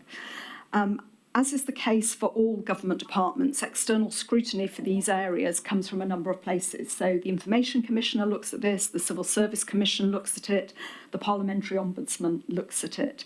But also, in addition, it's worth just reminding all of the board members that ARAC also take a closer look at some of these issues on behalf of the board. So there are a number of levels of assurance, and that's why this paper is really a relatively headline level, but it is the annual report, and it's an opportunity for us just to hopefully be assured of our compliance in each of these areas. So I'm going to hand over to Jenny, I think, who's going to introduce the paper. And if I could ask you to really help me out a little bit by keeping your summary very, very short. Thank you. Thank you, Chair. As has been said, the Freedom of Information section of the paper gives an overview of the service and the key statistics for the first 6 months of this year and the preceding 3 years. I'd just like to emphasise some points from the paper. The freedom of information requests for the FSA have increased in 2023, but compliance with meeting the request timescales has also still remained high. This increase in requests for the FSA is in line with the picture across all public bodies that receive freedom of information requests. The improvements that my team and I, and working with business owners, have made to the service over the last 18 months, described in paragraph 4.2, have reduced the burden of requests on business areas, and this has helped to ensure that the increase in requests that we've received overall has been managed and does not adversely affect FSA business. In closing, may I highlight that over the next year, we are undertaking further ongoing continuous improvement of the service by focusing on awareness raising to ensure that all FSA colleagues recognise freedom of information requests when they're received and what to do with them. I'll now hand over to Noel. Yeah, thank you, Jenny. And I'll just very quickly highlight some points within the remainder of the paper, starting with complaints. And we've continued to perform highly in addressing complaints at the nearest point to delivery as we possibly can achieve, and it's reflected in the data. We've also, in the last year, we've continued to develop our internal guidance and added to our suite of products, and also build on the awareness that our colleagues need, who are particularly those who are more likely to receive contact from complainants and how to handle the complaint and so on. And the report also touches on the subject areas that we've covered in complaints, and also critically the lessons that we've learned from complaints. Just very quickly, moving on to whistleblowing, the report focuses on what the Civil Service People Survey data tells us about awareness and confidence in our processes, and also the fact that we use that data to inform how we build awareness across the organisation, and how we focus our efforts as a central team amongst colleagues at the FSA. The Chair has touched on earlier the role that the Audit and Risk Assurance Committee have in this area, and I just add, if I may, that Hayley Campbell-Gibbons is sponsor of the People and Organisational Change portfolio, and it's through Hayley that we would highlight any particular issues from either complaints or whistleblowing. And with that, Chair, I'll hand back to you. Thank you. Thank you very much. And maybe I'll open this up actually with going to Hayley, who's sort of taken on sort of a special responsibility for the board in this area. Hayley, is there anything that you wanted to, points you want to make? No, in the interest of time, no, there's nothing material to add. But you're content there's no issues of concern for No, you? there's been nothing to bring to the board's awareness, no. Thank you. Other members of the board, anything that you wanted to pick up on in this report? I think it sort of sets it out actually very clearly. Anthony? Sorry, the report itself is great. It's very clear, very well done. Just maybe cycling back to a point with Jenny, and I think I know the answer, but just maybe for the record, there's been an unfortunate number of data breaches, they call them, but I actually think they're inappropriate data releases, particularly in Northern Ireland, as I'm sure you're well aware, and that most of the civil service and public service as a result has been looking at their freedom of information routines to make sure similar difficulties don't happen elsewhere, just to make sure that we've actually gone through that process ourselves. That's a good point. Thanks, Jenny. Do you want to just tell us what we've been doing? Thank you. Yes. At the Food Standards Agency, probably, as you say, like with all organisations, we have taken the opportunity with some of the recent breaches really to scrutinise our process, particularly the part of the process where a decision has been made on what will be disclosed and how it will be disclosed, and then that part of the process when that information is actually sent to the requester and provided out into the public domain. At the Food Standards Agency, we already have a process where that part is done by my team rather than directly from the business owner. So it always comes from a central mailbox within the information governance team. And we also have a series of checks and peer reviews as well. But we have taken a look at that in the light of what's happened to make sure that if there's anything else we can do to make it even more robust, we'll do that. But I think we already have those checks in place to make sure that we can't sort of inadvertently disclose the wrong information in response to a request. Thank you. That's reassuring. I think it looks like we're doing well. I think the board's confident in that. It's good to hear Hayley's confidence as well. And therefore, I think almost the most important thing for us to be doing going forward is to making sure that we learn lessons and look for how we can improve. And that's partly looking at what we do, but it's also seeing what other people are doing, just in the way Anthony suggests, and going back and putting appropriate checks in place. So really keen to encourage, plenty of that lessons learnt and real continuous improvement in the system. I think it's also important to remember that this requires, consistent effort, not just from Jenny and Noel's team, but right across the business. This isn't something that, the Jenny's team set the principles, but actually we're really dependent on everybody in the agency. So thank you to all of those who are helping this system to work.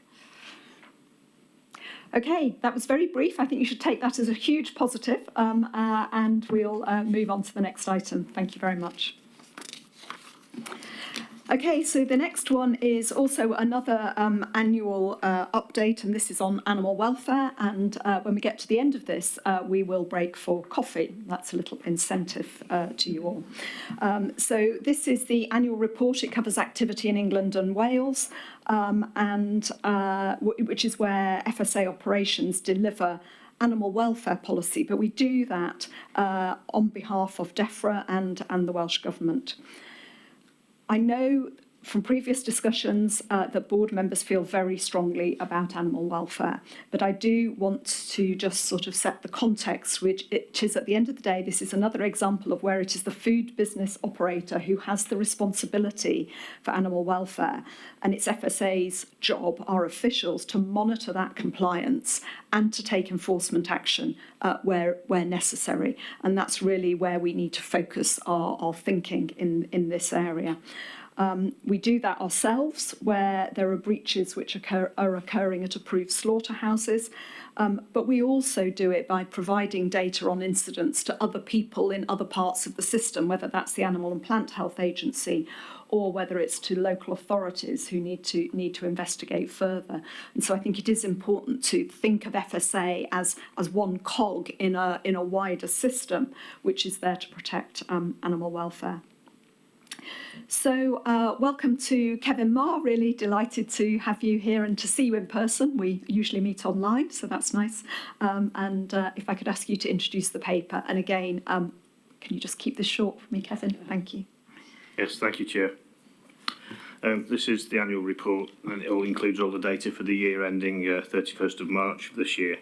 And the data is only for England and Wales, recognising that Northern Ireland has its own delivery arrangements with DERA, although the Operations Director Animal Welfare Team has strong links and interacts with the Northern Ireland Ops Delivery colleagues. You've already covered our responsibilities and food business operator responsibilities. One other point of background really is that all the FSA activities are carried out under a service level agreement with DEFRA and Welsh Government, and the Animal Welfare Team also have excellent collaborative relationships with their counterparts in these parallel cross-government teams. Some of the areas of the paper that I will highlight that continuing to work under the Animal Welfare Action Plan under the Deter, Prevent, Detect, Enforce approach with DEFRA and Welsh Government, that we, the FSA, lead the steering group, which comprises other government departments and stakeholder memberships, and we've made significant progress in areas of strengthening verification of controls, improving accountability and collaboration, improving education and instructions, and also improving the quality of our analysis and our reporting. Some key areas just to highlight is the introduction of the digital evidence repository from February of this year, where we'll, for all identified breaches where we've got a secure evidence all in one place now. This links to our Kronos enforcement reporting system, but more importantly, we provide access to local authorities and colleagues at AFA to investigate breaches that we've identified on farm or in transport. Linked to that is our improved information gathering and sharing on referrals. We have reviewed and improved the guidance we have within our manual for official controls, which relate to the identification, categorisation and the referral routes. We've also introduced a process flow to improve the consistency and support and help local authorities in making these decisions. Additionally, we produced technical guidance on this evidence gathering, who and what is subject to certificates of competence for the activities they carry out.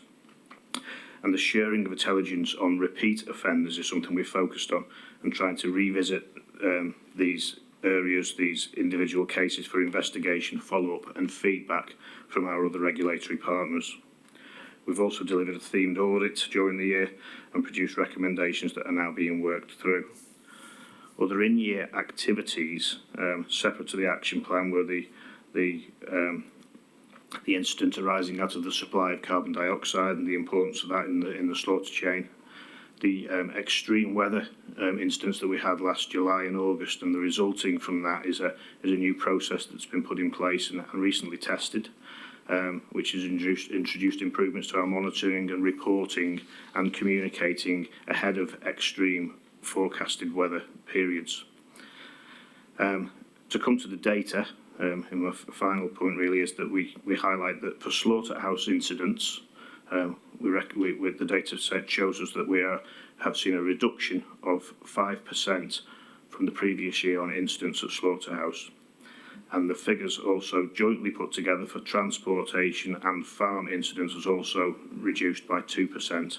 And that's a further reduction from 7% on the previous year.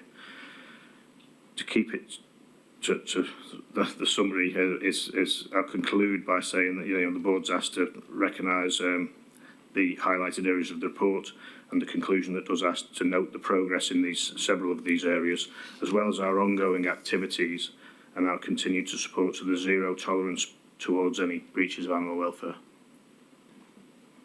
Great, thank you very much, Kevin. I've, over the course of the year, have visited a number of establishments with you and your colleagues, and I guess I just want to, pay tribute to the work that that the team do within the FSA, but even more importantly, actually, on the ground, because I think it is very clear that having FSA officials there is a really important component in maintaining high standards, and it's good to see we've made a bit of progress, though any non-compliances are a non-compliance too many.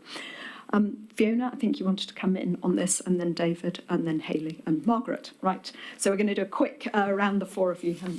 Yeah, thanks, Susan, and thanks, Kevin. I mean, it's really tough work to be doing, and I think the thing that stands out for me is that having the field officers on site is absolutely critical to maintaining and trying to reduce animal welfare across the system. My question was, if people are being hauled up for multiple non-compliances, is there an indicator through management non-compliance that then links to other non-compliances? So how does that measure work?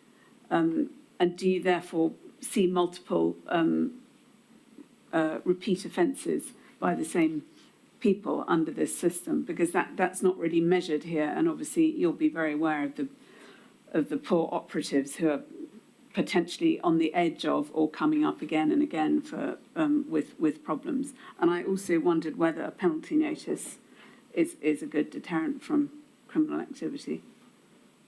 Thank you, David. I'm going to do all of them, and then I'll come to you, Kevin. David. Thank you for a very detailed report, excellent report. The problem with you providing the detail is I can find some devilish things in it. First of all, I do like our statement that we've got a zero tolerance approach to animal welfare. That's terribly important. But of course, as the chair and as you've pointed out, we're not really in charge. We can spot it, we can report it, and then we hope others do their duty. But it's clear some others are not doing their duty if we've got repeat offenders. And repeat offenders in this area are utterly intolerable. So can we out them? Can we publish at the end of the year the repeat offenders where they've not been prosecuted, where they've not been taken to task, or where the local authorities, for whatever justifiable reasons, have not investigated? That's one point. The second point is this. I'm looking at the table in Annex 2, and whilst you're right that in the last year the percentage of animals not processed compliantly went down by 5%, it's gone up 500% in the last 5 years. In 2018, 2019, so it's only at the moment 0.005%. That's 50,000 animals out of 1 billion. That's quite small. 5 years ago, it was only 11,000 animals at 0.001%. So something has been going wrong. It's crept up from 11,000 to 19,000, 40,000, 51,000, and now down to 50. So the trend is not good. It's what is going wrong? I suppose the caveat to that maybe is, well, the question, a rider question, is that that animal welfare is going down, or have we got better at identifying it and reporting on it? Hayley. Thank you. Just a couple of general points. Thank you, Kevin. The very encouraging report. I think it's evidence in the main that things are okay. So that's a positive. I think the cameras do modify behaviour, and that's certainly come up in the Welsh committee meeting as well. There is still the issue of welfare cases on farm. It's a bit to David's point. We're not in control of that, and I think that farmers wait for things to get better, and there should be more encouragement to put down animals early in the event of welfare, lameness, sickness. I think on the positive side, the supply chain is driving that through their welfare and sustainability standards. So hopefully there will be an improvement there. I think that we need to note that the increase in dead and arrivals, driven largely by the poultry sector and the extreme weather events that we had in 2022. I think it'd be interesting to monitor the outcomes, and let's assume this will happen again, as a result of that ability now to trigger the cross-government actions on animal welfare in the event of extreme weather, and to make sure that that does have the desired outcome of reducing those DOAs in any sector. And Margaret, was it you? Yeah, very briefly, transport is clearly still an issue, not our remit, but it's the one area where it's not improving. Are we passing on adequate intelligence to the agencies and departments that are responsible? And Mark, final one. Yeah, very briefly, if I may, just two quick things. There's a referral triage process mentioned in paragraph 4.1 here. I'd just be interested to know whether that's just about our decision to prosecute or investigate for prosecution, or whether that's a process before we refer to, for example, local authorities or whoever. And just to pick up on Fiona's point about fixed penalty notices, in Lucy's terms, the fixed penalty notices described in this report are what I would call the right kind, which is this is not a commercial decision. You don't pay this, you get prosecuted. That's a different thing from having a bill.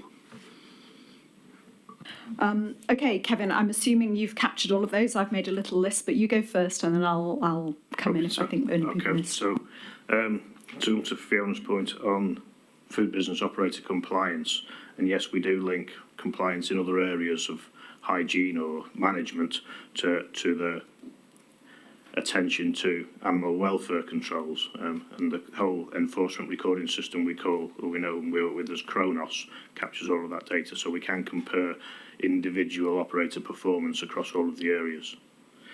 The penalty notice is in its early days, and we are just in discussions with all government departments on how it could be used for animal welfare, but we haven't progressed that any further at the moment.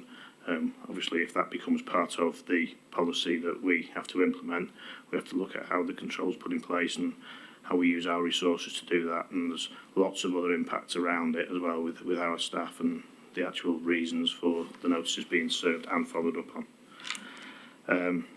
David's point next around the repeat offenders, and we have improved on this year on our interaction with other government departments. We now chair a referrals panel group. We can't have a representative of every local authority in the land on that group, but we have got regional attendees, and we are trying now to make them more accountable to come up with, for the information that we give them, the intelligence that we give them, or even evidence of breaches that we provide through our new digital enforcement repository, that we can follow up on those. It is in its early days again. I was looking for a story that we could say that there was a positive coming through, where I couldn't get one from any of the local authorities for this. Your point on the increase in what appears to be 500% over several years of cases is likely to look at the way we now record incidents, and we didn't used to record the number of animals it related to. So in the last 2 years, our own internal recording systems have improved, and the data can really only be compared by going back 2 years. So that's probably a reason that, if necessary, we can give you a better explanation of that if we crunch all the data together and get some better analysis done of it. But we are confident that at the moment, in the last 2 years, we are seeing a reduction in the cases that we are consistently monitoring and reporting on. Hayley's point that I think we also touched on at WFAC last week was around poultry and the dead on arrivals. Also, wasn't just dead on arrivals that through the extreme weather, it was animals, particularly poultry, that were subject to heat stress or heat fatigue, which did increase. We're quite positive, and we led the discussions on implementing a process that uses the Met Office extreme weather alerts. To date, we've only had the extreme heat, but that will also be implemented for extreme periods of cold weather. And we are happy that working with DEFRA, with Welsh Government and other agencies, that when that forecasted warning is coming in, that we get the right information out to the industry, to hauliers, maybe adjust their processing times and their transport times to an earlier part of the day when the heat isn't as appropriate, or amend the operations for that week around the days that they've got. So we're hoping that does have some impact, and we'll be able to measure that, unfortunately, only when we get instance of weather. Coming down, I think it was Margaret mentioned next around the intelligence, and yes, we are sharing part of our zero tolerance approach is that every incident we capture, we refer on. We don't hold anything back, so everything does get shared with the relevant local authority or AFA. And the triage process, Mark's question, that does refer to cases within the slaughterhouse that the FSA have control of. It's a triage process as to which ones we take forward for investigation towards prosecution, and not the cases that are referred to local authorities. Thank you very much. Junior, were you wanting to add to that? I was actually going to come in on those very points, specifically around outing repeat offenders, and come on to the points that Kevin's actually just all covered in terms of where the accountability lies. So thanks for that. Let's leave it there then. So I say I really am grateful to the team. I said at the start that we are a cog in a bigger system, but one of the things that I am really encouraged by is that I think the team are taking a very, very proactive approach to saying, okay, we found this and we're going to call this out in the system, and we are going to try and press other players to step up and play their part.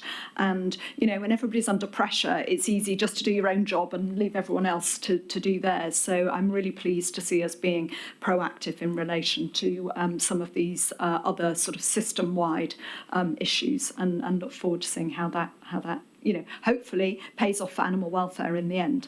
And I think that winds back to, at the end of the day, we do have a zero tolerance approach to that, and we will do what we can, but we will also call out and put pressure on others to do the same. So thank you.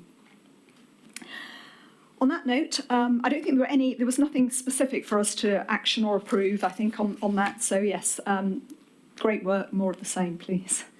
On that note, we're going to break for coffee. I'm very conscious we are behind time, so I'm going to shave 5 minutes off your coffee break, and we will reconvene again at 11:35. 11:35, and we'll catch up the time, I hope. Thank you.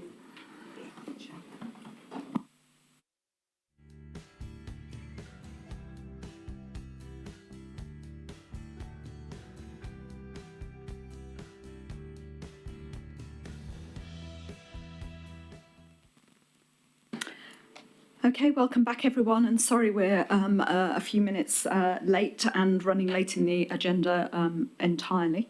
We're now moving on to another annual report, this time from the Incidents and Resilience Unit, who carry out our food and feed incident response across England, Wales and Northern Ireland.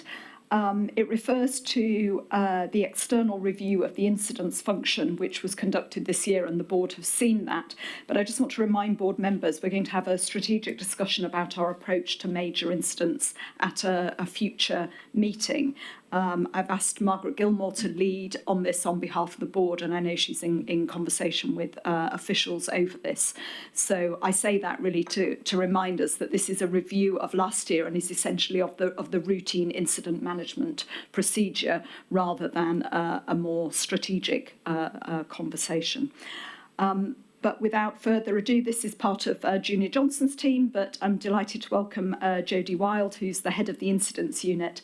And I think, Jodie, you're going to introduce the paper for us. And again, if I can just ask you to keep it very short. Thanks. Of course. Many thanks, Chair.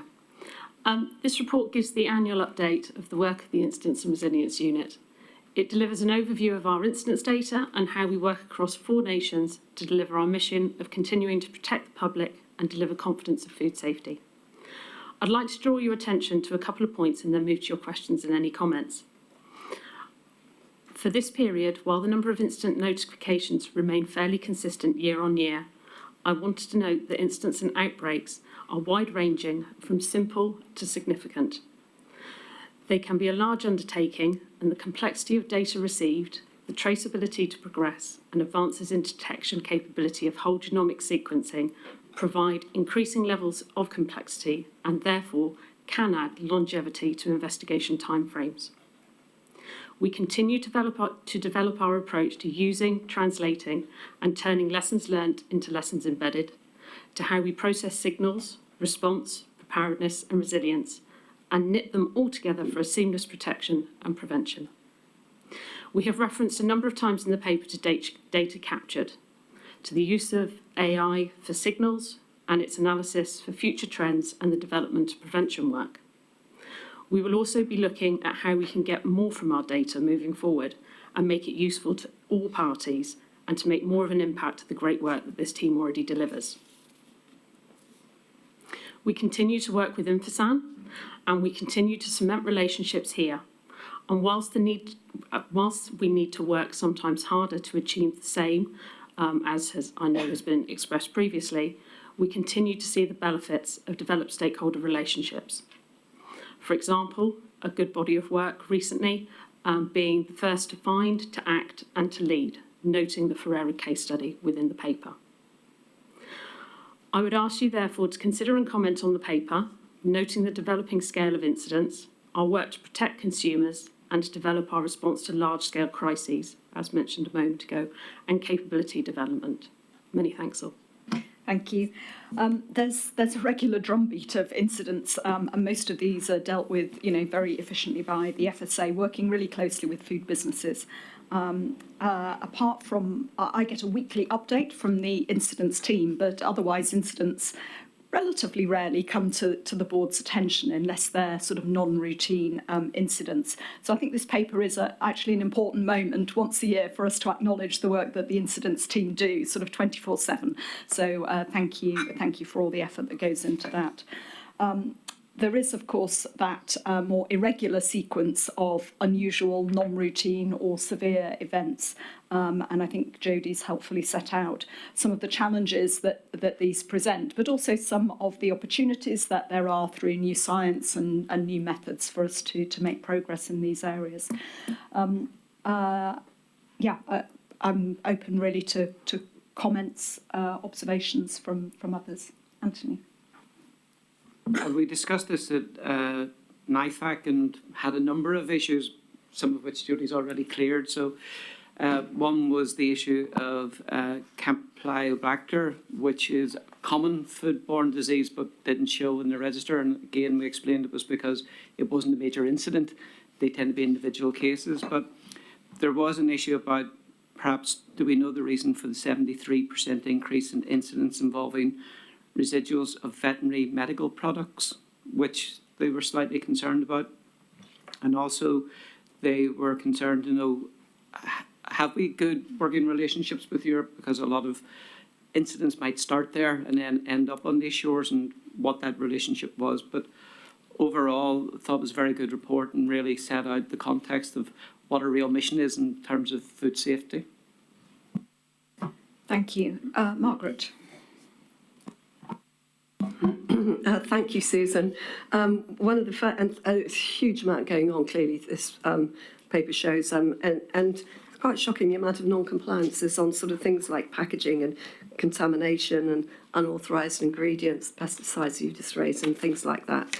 The paper left me thinking that the IRU may still be a little bit overwhelmed with so much coming in, and I was wondering whether we had or you had enough structure in place and to ensure that real-time data and intelligence is handled and analysed as effectively as it could be, and that therefore our reaction to some incidents isn't too cumbersome. And obviously I'm thinking more the top-end incidents that do come to us.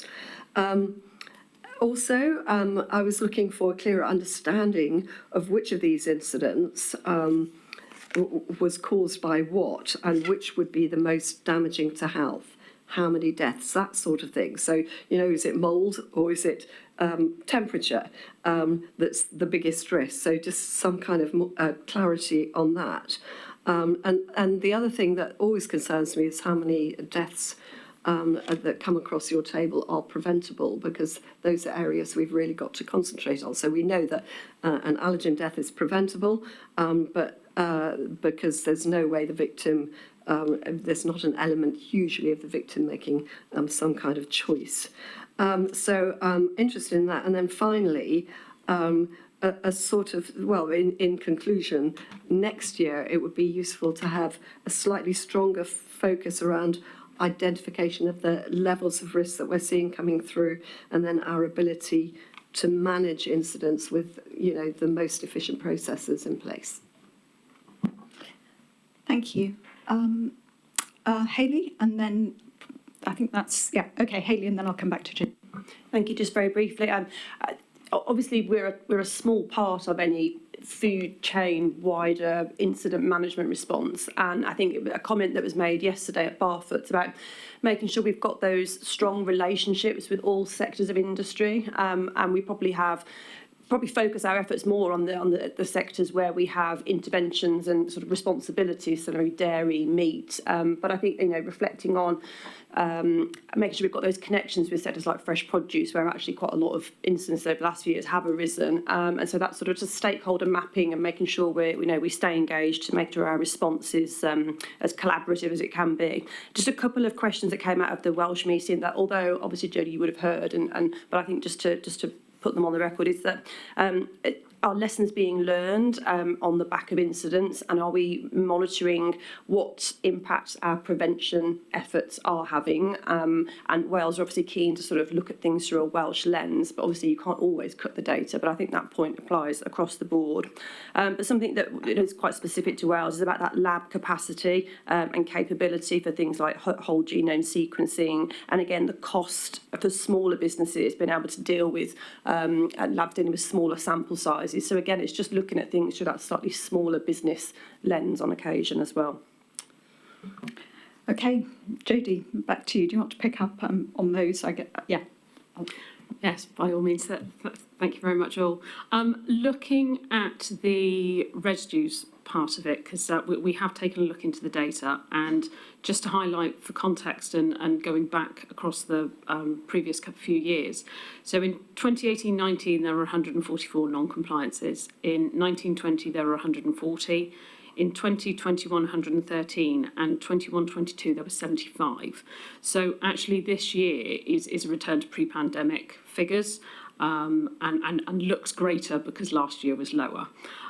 So the data should be seen against the backdrop of a small number of non-compliances compared with a significant number of circa 25,000 samples that are taken each year. The percentage non-compliance, yes, is very small, so it's 0.5% for the 22-23 year. I think looking at the wider sort of context of data, we are very aware that this is a significant amount of work for the unit. There is a lot coming in. There's also a lot going out and a lot of people that require of us. We are very much a conduit of lots of people's work, and we work collaboratively with many different other areas, both internal and external to the Food Standards Agency. So I think it's very much an area of work that we are looking at over this next year, what we can do to collaboratively work together, how we can translate that, look at our processes and ensure everyone's working smarter together and as efficiently as we can for the purpose of protection. Did you want to comment on the vet medicine residues? That was regarding these 73%. Oh, the return to pre-pandemic. Yes, okay, apologies. Fine. Sorry. Julie? Do you mind if I could just come in on a couple of the data points? And I've been talking to Junior about what more we can do in the data and the analytics team to both get more from the data, but also to better understand what the data tells us and also what it doesn't tell us. Because we're seeing, actually, whilst we see a lot of data at the same time, it's a very tiny sample of the whole of the food system. So what does it mean? So we will do that. I think that will be a benefit. The second thing that we've got in plan is the symposium on foodborne disease in a few weeks' time that should bring together all of the research that we've got at the moment, sort of everything that we know, share that amongst ourselves in FSA and others in academia. So it's not a big public event, but we do know a lot, and then try to look forward into policy as we develop the foodborne disease plan. I think it's a plan, Rebecca. So that is in train as well. So some of these numbers around what is going on in foodborne disease, I think that will be good action to take some of that forward. And just to come in on one of the specific points that Hayley raised in relation to stakeholders, actually we've got quite an extensive stakeholder map of organisations that we engage with, both internationally and domestically.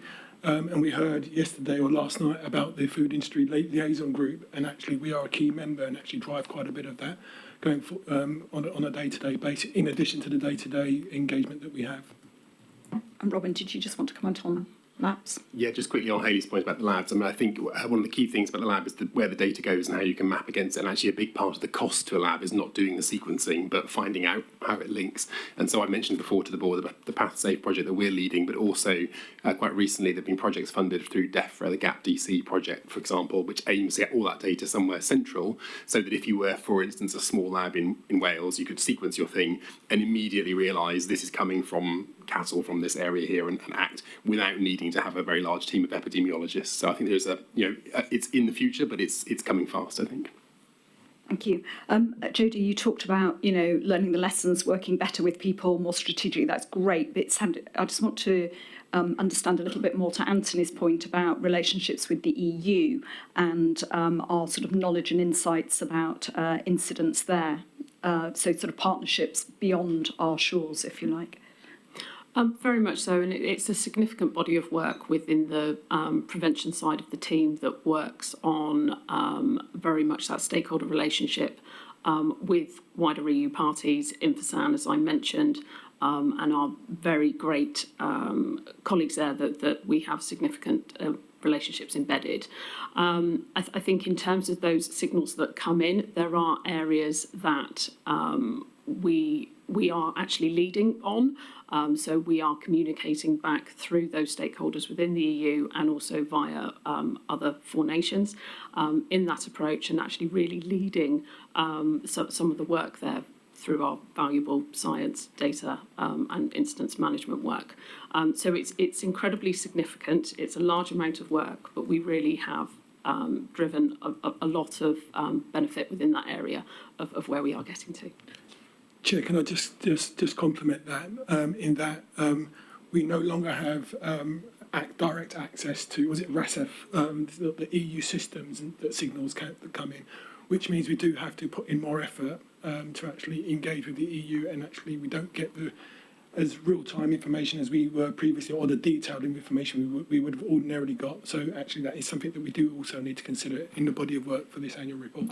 Yeah, and I noticed in the paper also that our secondment, the person we're seconding to FSA's coming to an end as well. So I guess, I'm slightly concerned that we continue to do all we can to keep this, because we know that, a lot of our food is coming from Europe, and if we're not well plugged in there, then that's an obvious risk. Anthony, did you want to follow up?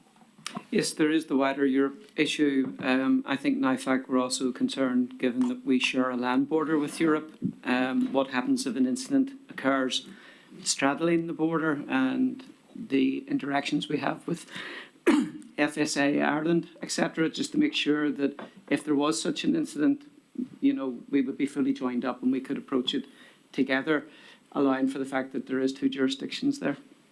And of course there was with the Iceland Island incident recently. Yeah.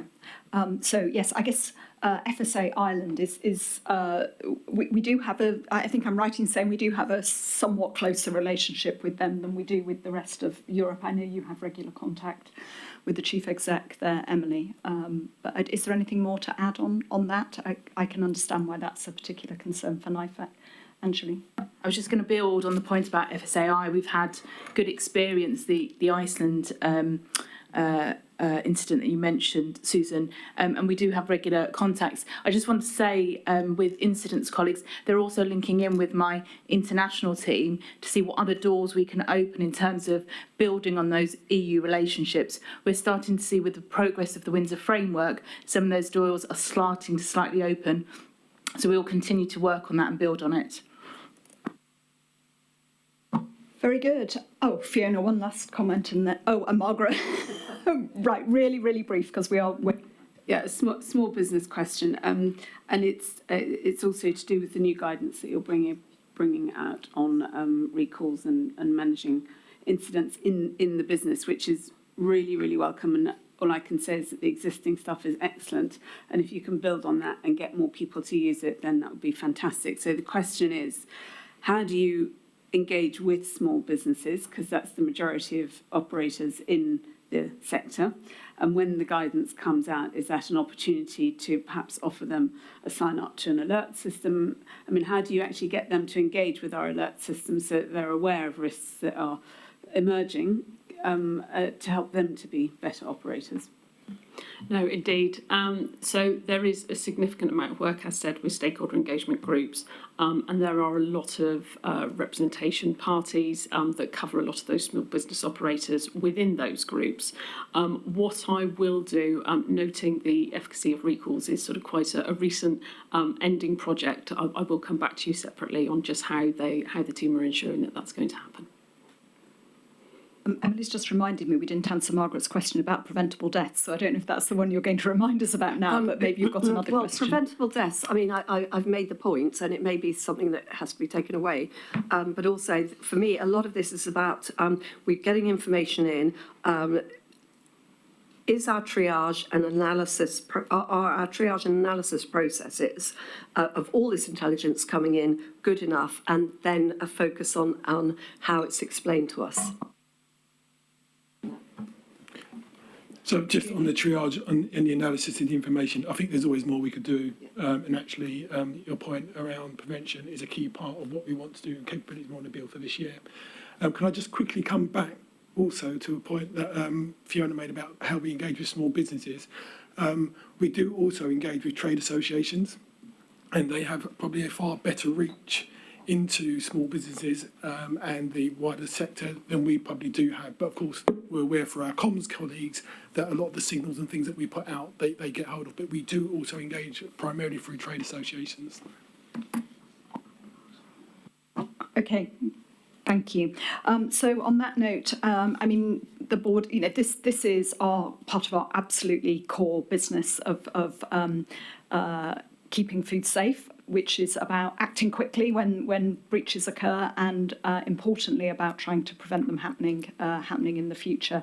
So thank you for all the work that's going on there, and we look forward to a bigger and more strategic conversation, as I said, at a future meeting. Great, thank you. Okay, so we're moving now on to the next item on the agenda, which is around our risk analysis and regulated products service. This is a regular update. We've had a number of these now, and so I hope the board are sort of familiar with the format and the sort of rhythm of this reporting. At the June board meeting, we had a very substantial discussion about the growing caseload in the system. And the risks that presents because of the high workload and the constrained resources. So I know people will be keen to really scrutinise how we're progressing in that routine work. We did also give a very, very clear direction to the team at that time to think more radically about future reform. And as I referred to in my update at the start of this meeting, I've now had several conversations with the team about this. I should also say that I've asked our new board member, Rhiannon Haywood, to take on specific responsibility for regulated product reform as part of her role on behalf of the board. She is a scientist by background and has also worked extensively with industries. I think she'll be well placed to understand the different components and needs of that system. We're going to have a workshop on this at our board retreat, and the papers will come to the board in due course. All of this, that's by way of saying we're not going to talk about radical reform today, but it is not forgotten, and colleagues, you'll just have to be patient and wait for that to come. So this is much more focus on the performance of the system as it's running today. And delighted we're going to be joined by Lexi Rees, who was with us at our last meeting, but also by Chris Rundle, who's the head of Regulated Product Risk Assessment. Thank you. Lexi, I think you're going to introduce this. Thank you. Good morning, good afternoon, everyone. So, as the Chair has outlined, this paper provides an account of performance in regulatory services delivery and updates you on the progress made on continuous improvement to the system. So on current performance, I can conclude that we continue to make steady progress. We have 26 risk analysis issues on the register, 4 new issues since we last reported to the board, which are listed in the pack, and the supplementary performance pack provides further details of all risk analysis issues we are managing. And on regulated products, we have 426 applications in the service and have completed 50 in total since the service went live. We are on track to complete around 60 this financial year, having completed 16 so far, and recently putting advice to ministers seeking approval to authorise a further 12 following public consultation. 38 applications are planned to transition from risk assessment to risk management by the end of this month. This is our biggest tranche of applications to date, which we are batching by regime. This enables us to deploy specialist skills to their management to enable timely progression to a decision on authorisation. However, it does come with resourcing risks, as we have flagged in the previous board meetings, and our dependency on other teams where there are competing demands on their resource. And we are also progressing our CPD application for a separate work stream and form dedicated subgroups to the advisory committee to review the toxicological data that is key to the assessment of these applications, and they are being grouped according to their composition. And on continuous improvement, I'll mention 3 of our initiatives. So firstly, the case management system, which was successfully launched in June. And whilst we did not receive any applications in this reporting period, we have since received a steady flow. The quality of applications has improved since the launch, which we believe is due to new guidance and additional information requested from applicants before a submission can be made. Secondly, making effective use of other regulators' opinions. This will reduce our resource needs on these applications, as this involves validating the opinion of another regulator in specific and limited circumstances, such as for the reauthorisation of products and renewals. This will allow us to concentrate our scientific resource on the more complex applications, whilst making effective use of credible information available, enabling applications to progress through the service in a timely way. Thirdly, our continuous efforts to expand and upskill the relevant teams involved in the authorisation journey. We have ongoing recruitment exercises and regular training events as we strive to reach full complement and equipped to deliver our ambitious programme. And I won't say too much on longer term reform, as our chair highlighted. There's a lot of work that's been done behind the scenes in this space, following the direction of the June board, and we do look forward to saying more about this in a future meeting. So in conclusion, we're asking the board to review the performance of the risk analysis process and regulated product service, and to note the progress made on continuous improvement. So I'll stop there and invite any comments from board members. Thank you. Thank you, Lexi. And this is the nature of what the board want, is to see these kinds of numbers so we can really see where we're at. So I appreciate your openness about that and a clear paper. I have to say, I can see that applications in continues to exceed those being authorised. So I suppose I'm pleased to hear that you still feel that we're on track, and I guess I want to just stress test that confidence a little bit, because it doesn't necessarily look like that on paper, and it's clearly taking longer than we might have hoped to get stuff in. But let me open it up to colleagues for questions. Anthony, then Hayley. Thank you, Chair. Just on that point, that was one of the issues that NIFAC wanted to consider, was just the time, the resources, and the ability to prioritise going through. They were concerned just about the rate out is still lower than the rate coming in, so the bath is continuing to fill. The other issue that we had a significant discussion about, and I've spoken to Rebecca and we've gone through this, but for the record I will just put it down, was in the paper it refers to the level of THC in some of the CBD products. In Northern Ireland, the view that we were taking is THC, sorry, my dyslexia is bad today. The THC limits, if there was any trace of a psychoactive substance, it was banned and you couldn't be sold, and therefore why were we doing this? I know that the Home Office are reviewing the position on that, and that might change the issue, but there was a view, could we not just set all of those to the side and then concentrate on the ones that we know that are currently legal and try and get those through the system? But those were the points that NIFAC wanted me to raise. Thank you. I mean, I think, the time and resources, we'll let Jodie come back to that later, but I think the other additional point is about prioritisation, sort of in a way links into the CPD thing, which is, how do, at the moment that, how are we prioritising? And it would be helpful to hear about that. And it's if we take CBD, which is clearly sort of a big load in the system at the moment, it's clear that some seem to be on track for, approval in the first tranche, but there's a lot which is still awaiting data. And I suppose what is the point at which we say enough's enough, and you haven't been forthcoming with the data, and so we're not going to proceed this, because just having them in our system is, I suspect, not helping. Rebecca, did you want to say something about prioritisation in general? Just picking up on a number of those points. On the broader point about applications in the system, as we set out in June, you're absolutely right. We are expecting the caseload to continue to build over the coming months, and we were very clear about that. So you're right, applications in are still more than applications out. But as Lexi has set out, we are meeting those commitments we made to the board about the flow of applications this year, accepting the risk, and the numbers of applications out of the system this year will be very much greater than last year. And also the new CMS that Lexi has spoken about has already shown that it is reducing the burden at the front end by ensuring that the applications that come in are much higher quality, and we have to spend far less time working with applicants to sort those out before they can progress through to validation. So some of the things that we signalled were coming have started to come through, but absolutely applications in the system will continue to build. And going back to what you said at the beginning, Susan, this is why we do need to have a fundamental look at how the system is designed and what's going to be appropriate for us. CBD is, I think, a good example of some of those issues that we've talked about. We had a very large influx of applications at the beginning because we set a regulatory deadline.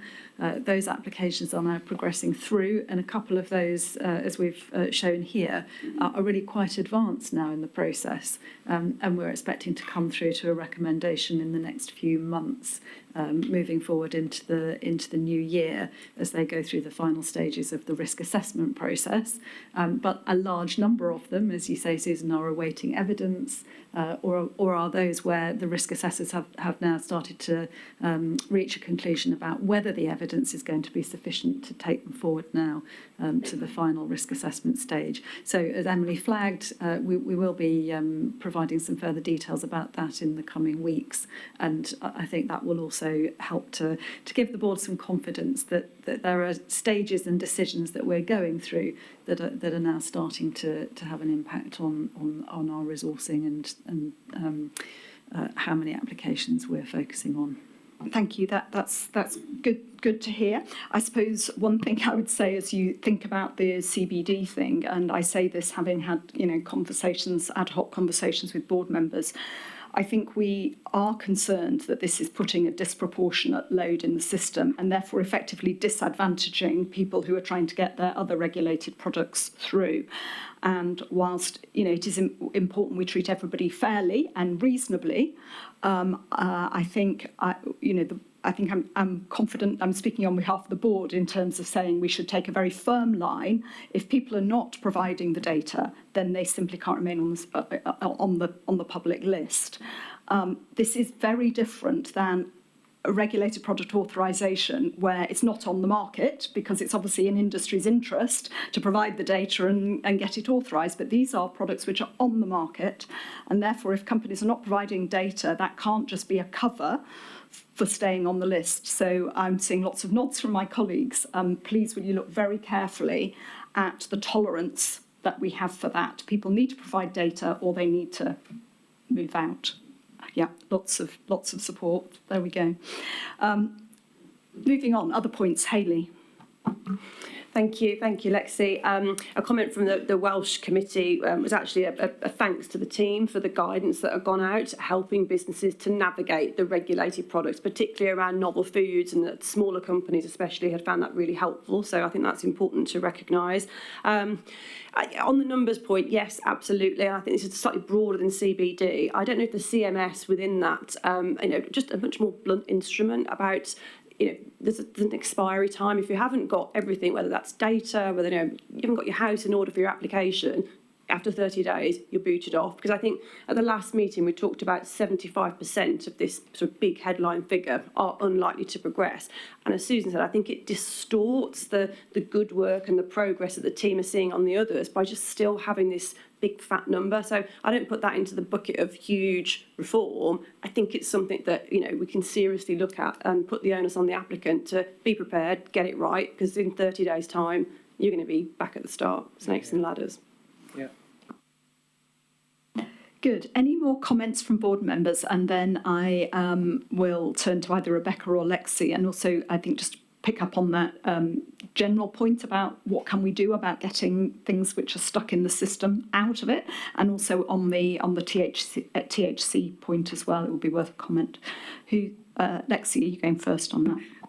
Thanks very much, and thanks, Hayley, for the feedback. So on CMS, I'm really pleased to say with our most recent statistics that actually, where you're quite right, 75% weren't progressing, through because of the applications were incomplete. But also we could flip that on its head and say 25% were progressing. Now with CMS, we're having 95% applications are progressing because we are asking for the right information up front. So it's a really promising statistic there. I think on, just acknowledging, just building on what Rebecca said, we've been very transparent with our recent papers just on the numbers, and, we anticipate that come 2025 we're going to reach that equilibrium, that equal point. So, but in the meantime, we recognise, what we need to be doing. And I've said, when I summarise the efforts, not least about resourcing, we have significantly increased our resources in the teams, and we still, strive to, I think within the next few months we'll reach our full complement, which is a really good position. And then just picking up just more broadly on the continuous improvement and, giving those opportunities, we recognise, and I know a theme that's come through today through a number of discussions around supporting, our smaller businesses, and that was some feedback we had at the Welsh Committee, but we also recognise that for those, those larger companies who are well versed in submitting applications, we probably do need to be, more robust, but, and be proportionate our efforts and provide, more support for the small and medium enterprises. But we absolutely recognise that as we're evolving and learning as a process, that, we probably need to, be reasonable in terms of, the length of time that we're giving applicants to submit information. And if I can just sort of complement what Lexi said from the risk assessment side, is as the service has developed, we have learned from our own experience what good looks like and what good doesn't look like. And CBD has helped to bring that to a head. So we can now start to apply that. And that's particularly helpful as we bring this current tranche through the system and can publish our own GB risk assessment, safety assessments online. So that's really helpful.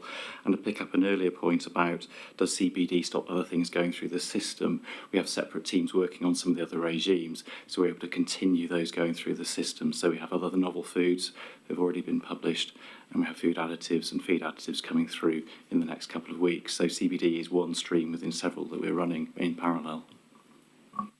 That's great, really encouraging to, yeah. I mean, you're clearly working incredibly hard to deal with the challenges. I really appreciate that. Fantastic to hear that the CMS really does look like it's making a difference. So that's great news. THC, just Anthony's initial question. Should we just knock that one off and then we're going to move on? Yes, so in terms of our authorisations, Anthony, you're absolutely right. As it stands, THC is not permitted and we would be unable to authorise anything as a food if it contained THC. Clearly, it's in our interest to coordinate with the Home Office on this because it is government policy that they will bring forward regulations that set out a trace level of THC that's permitted in foods. But if that's not forthcoming, then you're absolutely right. We would be unable then to authorise those products. So I think the position is pretty much aligned. Okay, thank you very much. Fiona, is it absolutely necessary? Good. Well, I'm raising it because it keeps coming up in each paper that we get that the resource is a challenge. And the question is, once you're through the hump of CBD, do you think the team will have sufficient resource? Or do you need in the business planning process that's coming up shortly to continue to make the case to get more resource? Because it needs to be resourced so that you can do your job properly and for the benefit of the people who want to use the service. Can I comment on that? So that is a multi-year question. And we don't know what our budget's going to be after the spending review, so for 25-26. For next year, we know that money is under pressure, because of inflation. So whether Lexi and Chris need more resource or not, which they may well do, that is going to have to be played into a bigger question for the agency about how we prioritise a resource. So I'm going to hold that over if that's all right. Thank you. Okay, thank you very much. Great to see this, and we all look forward with anticipation to the radical reform. Thanks. So moving on to the next item now, and this is the report from the Director for Wales. So welcome to Nathan, who is just joining us at the table, Nathan Barnhouse, who's the Director there. Really looking forward to discussing this. It was great to spend time with the team at the Royal Welsh Show over the summer, and indeed to come into what I can now say is the old offices when we held the interviews for the board member for Wales. I should also note at this point that we have also held interviews for a new member of WFAC, and I really hope that appointment will be confirmed shortly. But Nathan, over to you. Prynhawn da, Nathan Barnhouse ydw. Good afternoon, I'm Nathan Barnhouse. Diolch yn fawr, thank you, Chair. I'll just give a very quick overview of the Wales paper. It's been a very busy year. A lot of what's been discussed this morning has had involvement from members of staff from the FSA in Wales. So you'll have an idea of exactly how much we've been doing. But some of the highlights I'd like to flag. The Deputy Minister published a statement on the review and reform food businesses in Wales. This was very welcome. The last time the Minister made a statement on this was back in 2016. So it's really good to see Welsh ministers updating their position, and that position being in accordance with the way that we want to work. So very welcome. We've also done quite a lot of work early in the year on retained EU law to such an extent that the Welsh Government had confidence in the way that we were approaching things. And I think that's really testimony to the way the FSA was carrying out its work and how we were able to represent that into the Welsh Government. We also continue to support on Tom, which is a complex matter. We've had some discussion on that this morning, but we have a role in supporting the discussions into the Welsh Government and then feeding that back into the FSA. As the Chair mentioned, we took a different approach to the Royal Welsh Show this year. We had a very busy 2 days, and I think stepping up our level of engagement allowed us far greater reach. We had a lot more political engagement, and we had engagement with businesses and academics, which was really good to see. And then coming closer to home, Chair, you mentioned the office move. That was a seamless move. Anyone that's ever been involved in moving home knows moving carries risk, but we did that without any interruption to the delivery of our business. So a huge thanks to the team there. And then staying on people, something I'm very proud of is this year we were awarded a Gold Plus status with Chwaraeteg and their Fair Play Employer Award. And this is in recognition of the FSA's approach to equality and diversity. We were able to feed that into a process in Wales, but I think it's a commendation that reflects the work that the FSA does. So as a people issue, it's something I'm very proud of. And then staying on the people issue, our Welsh language team had a special commendation from the Welsh Language Commissioner about the way we do our campaigns bilingually. This isn't a translated campaign. this is a campaign that's truly bilingual. And I think in terms of the work we do to represent the work of the FSA to consumers, it's really important that we kind of recognise that recognition from the Welsh Language Commissioner. And then finally, all of that is against the backdrop of the cost of living crisis and the public finance constraints. So I won't go into any further. Emily, you mentioned just now the approach you want to take, but it affects us all, and it's something we're very conscious of. Diolch. Thank you, Nathan. That was a great canter, if not a gallop. So thank you so much for all the work you do in Wales. I mean, not just to ensure that we hear and respond to specific issues which come up from Welsh Government or from stakeholders in Wales, but really just contributing, what the office in Wales contributes to the wider FSA in relation to, every aspect of our business. And I do think that, some of the thinking that goes on in the Welsh Government has certainly been a real stimulus for me. And I'm thinking of things like the Wellbeing of Future Generations Act, which I think is incredibly helpful when we're considering how our actions today are going to impact on the food system for decades to come. And it was great to meet with the Commissioner at the Royal Welsh Show, and I think we've got a meeting set up for later this year. I'm sorry again that Rhian isn't here to be able to sort of reflect on this report from last year, but again, I'm going to ask Hayley to open this discussion with comments from WFAC on this report. Thank you, Nathan. Some of the things that were discussed that you were sort of keen to highlight in the Welsh Committee meeting that maybe haven't come through, I think, in the summary, which is all the positives. So if I can summarise what I thought were some of the concerns from your perspective as Director for Wales. So the recovery for local authorities in Wales under a lot of pressure and the strain that puts on relationships, and that can expose pressures in the system. Equally, pressure on the regulated products team. The workload has increased drastically, and it's a critical point now for securing additional funds from the Welsh Government or reprioritising and looking at service levels. Although on the positive side, that can drive innovation, and there was a discussion around that. But the immediate issue is about the resource versus the workload, and then also it sort of links into some of the points earlier about local authorities and the pressures, but concern about the pressures on local authorities in Wales, and that's obviously a national picture, and decreasing resources there and the risk on some of those statutory functions. So I've kind of picked up all the negative concern bits as opposed to the positives.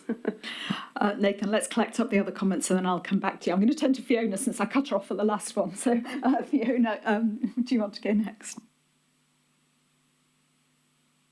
Sorry, it was just to pick up that point about shared resources around regulated products, and to ask if you could tell us a little bit more about what is shared across the two systems. I mean, is there the new case management service, for example, is that a funnel through which things can be considered, which then go out to the two governments for actual approval processes? I mean, are there efficiencies that you can bring into the system there?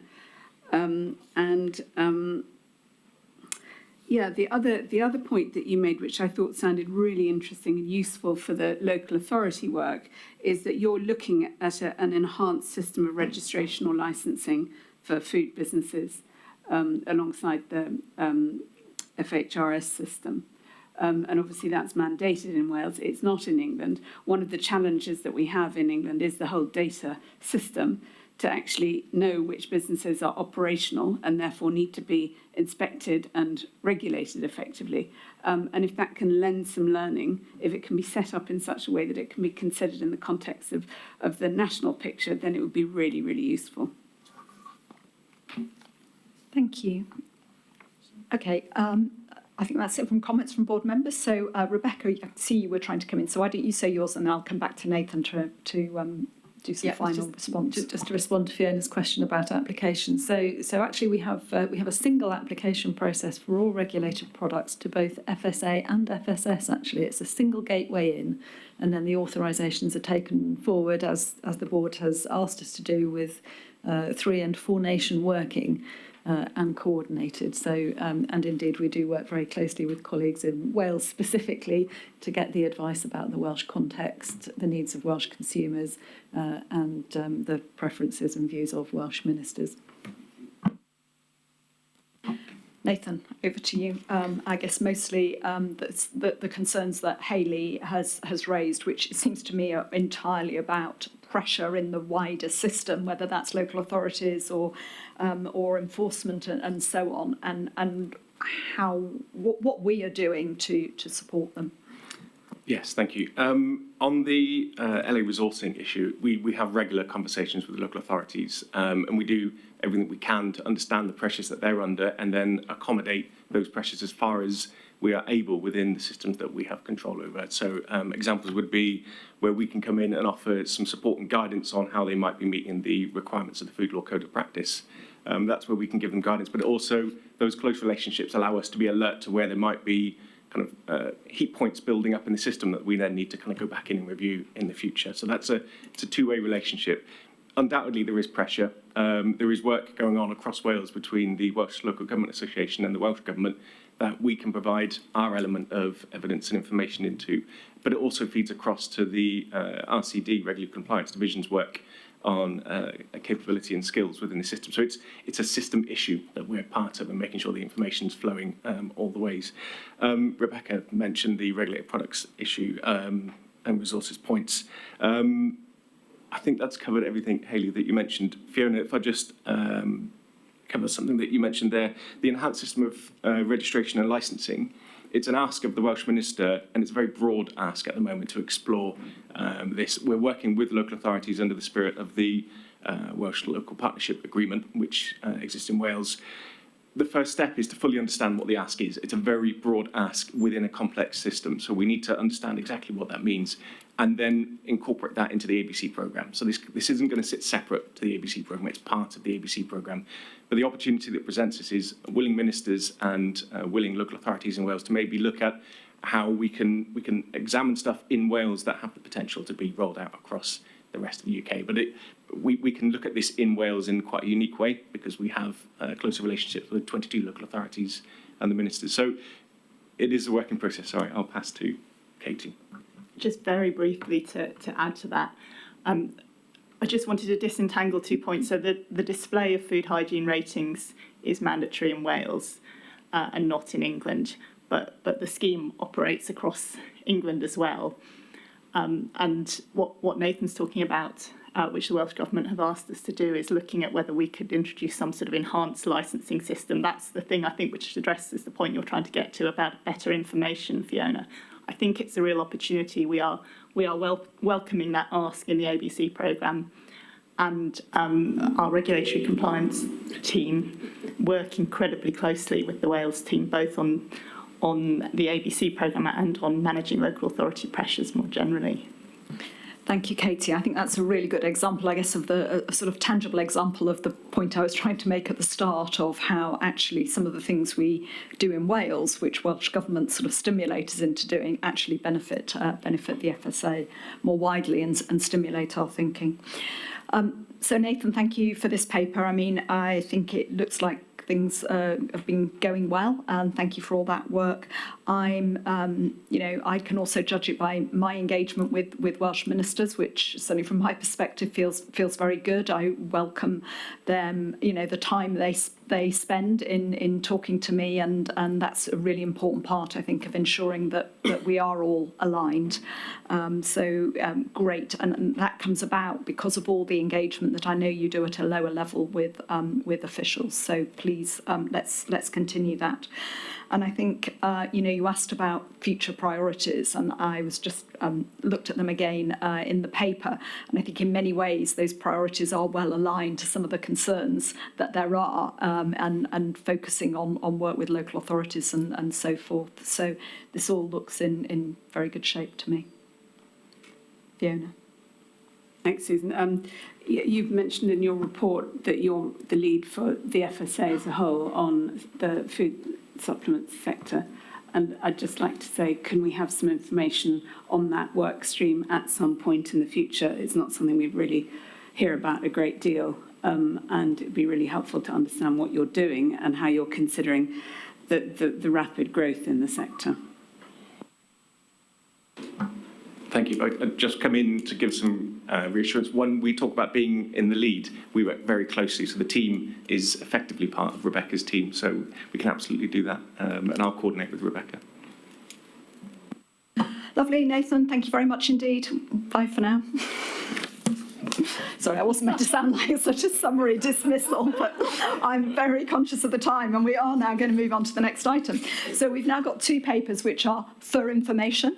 That doesn't mean the board can't ask any questions, but these are mostly information papers. The first is from ARAC, and as ever, indebted to ARAC for all the work they do on behalf of the board, and particularly to Tim, who's been taking a bit of a fresh look at how ARAC operates and bringing a new level of scrutiny and challenge, which will help the whole of the FSA do its job better. And thanks also to Anthony Harbinson, who's agreed to become the deputy chair of ARAC. And having a good chair makes the chair of the board feel good. Having a good reserve makes me feel even better. So thank you both for everything you do, and to the rest of the committee. Tim, over to you. Thank you. I will keep it short because I work on the basis everybody's read the paper. It is my first full year as chair to ARAC. I do want to just say a special thanks, I think, to the Secretariat, because they have been absolute stars, Catherine Andrews and Beth Hall, and they've given a very high level of support, and without it, I don't think we could have done quite a lot of the work we've done. Business has progressed well through the year. One of the things about ARAC is that it has a cyclical nature, and it'd be very easy just to be seduced with the roll of the wheel and just let that go from year to year. But ARAC provides a real resource to the board and to the wider organisation. And I think I don't dissociate the board from the executive, but I will say I think it is a resource for the executive to help hone and improve business and having an objective eye to do that. So it isn't just a cyclical business where we just sort of sit through and we get the various reports, internal, external audit, and go round to the next year.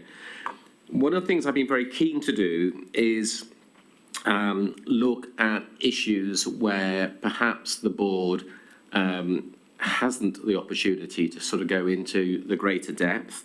We've done some of that in the last year around cybersecurity and data governance, and we heard from Jenny, and you can see how opposite that is to the agenda. One of the other things I wanted to pick up was that all the cyclical business we have completed. We had and this is a bit of a current issue around local government pension schemes where for matters outside of the FSA's control has delayed signing off of the accounts by the NAO, but I reported earlier to the board that we achieved that and they were laid before Parliament in January.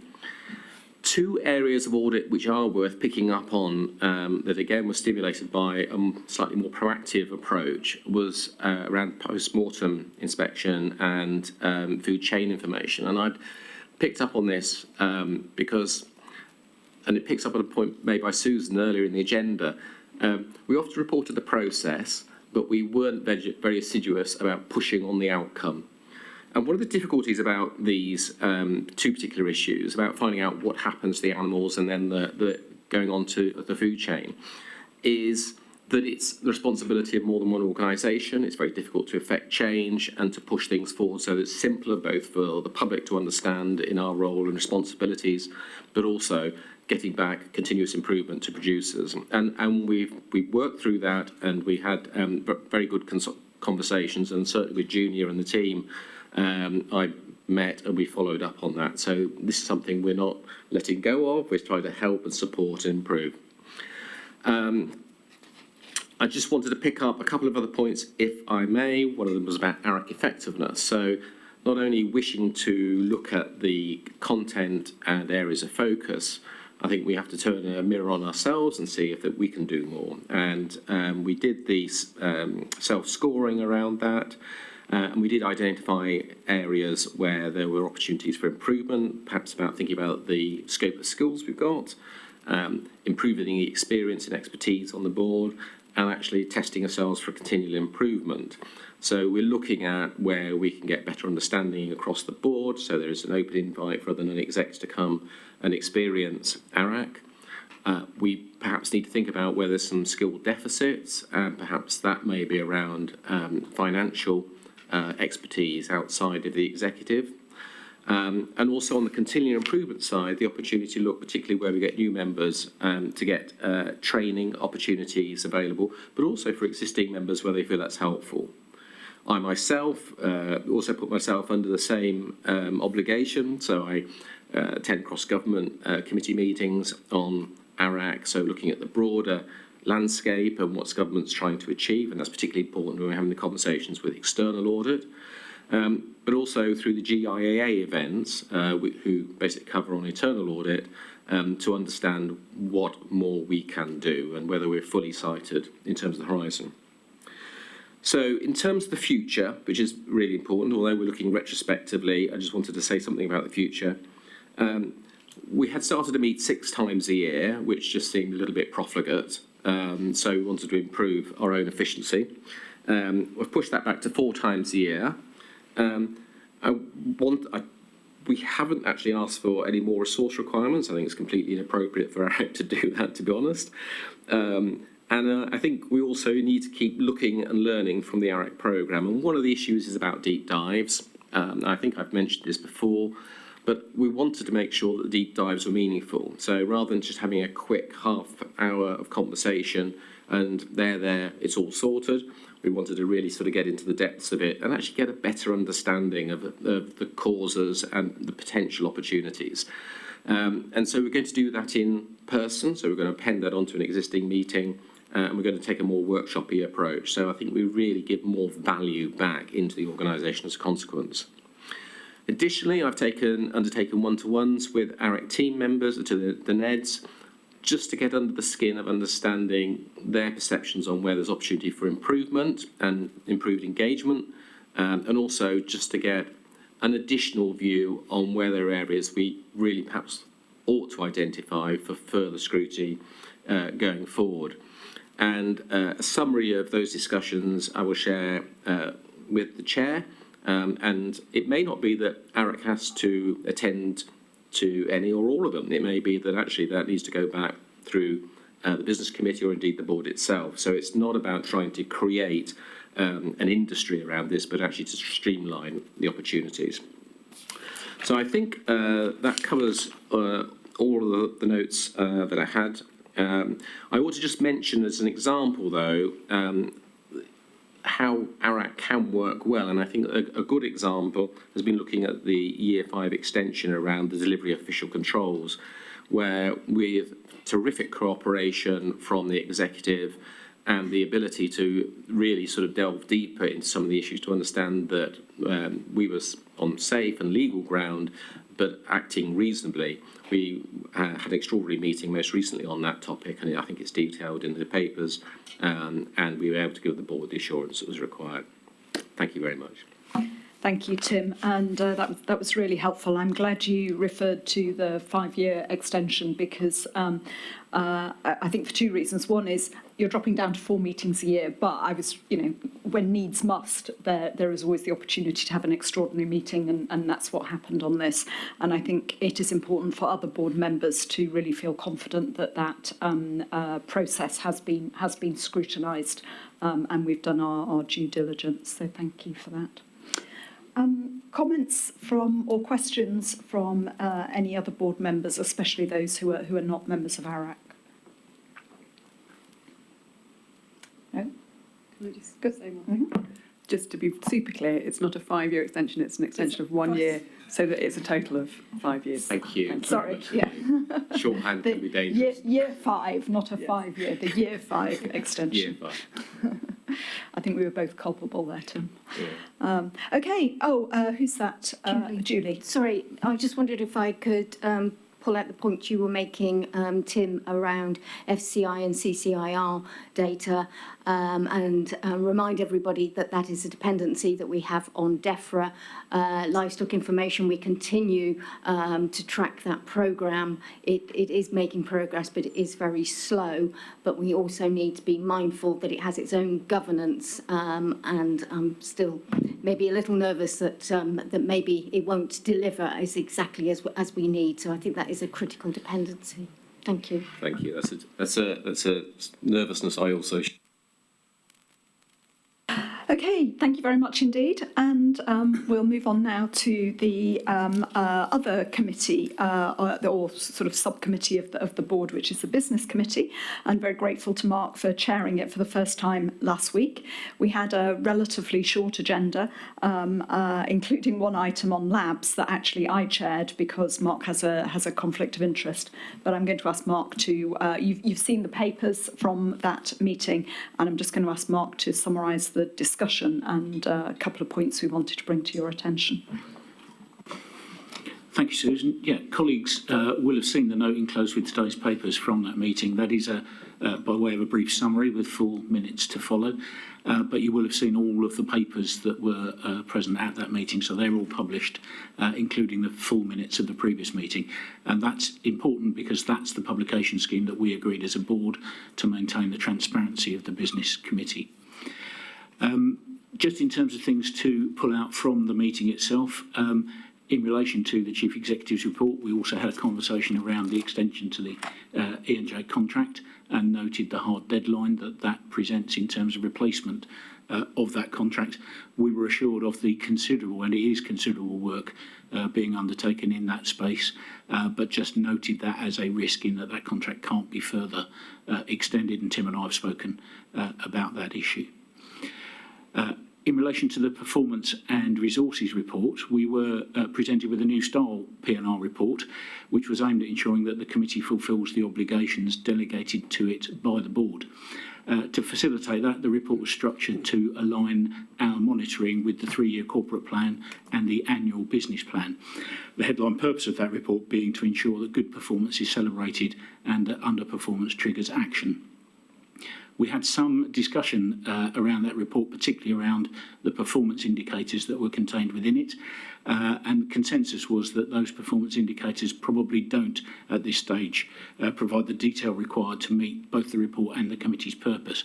But in that conversation, we recognise that there is a myriad of performance indicators at all levels of the agency, and there is a balance to be struck between what the committee needs to see and, frankly, what it doesn't. And Emily has taken away to review that and have a look at that in time for the next meeting. But generally, the structure of the new report was seen as positive in guiding the conversation and helping to understand the performance of the agency. Colleagues will have seen a note in that report about a forecast of a fairly significant overspend. And I just wanted to say about that, some of that is as a result of cost price rises, of inflation, of staff cost rises. Some of it is a direct result of the fact that we overplan our work, which is something the board has asked the executive team to do. And just to reassure colleagues that Emily and the team are all across that, they're well aware of it and are monitoring it in terms of the full year impact of what we're doing. The Business Committee looked at the progress of the Achieving Business Compliance programme, which was an action that we'd taken specifically from the last board meeting. As part of that discussion, we heard that the rollout of the food standards model, the new food standards model, is underway in England.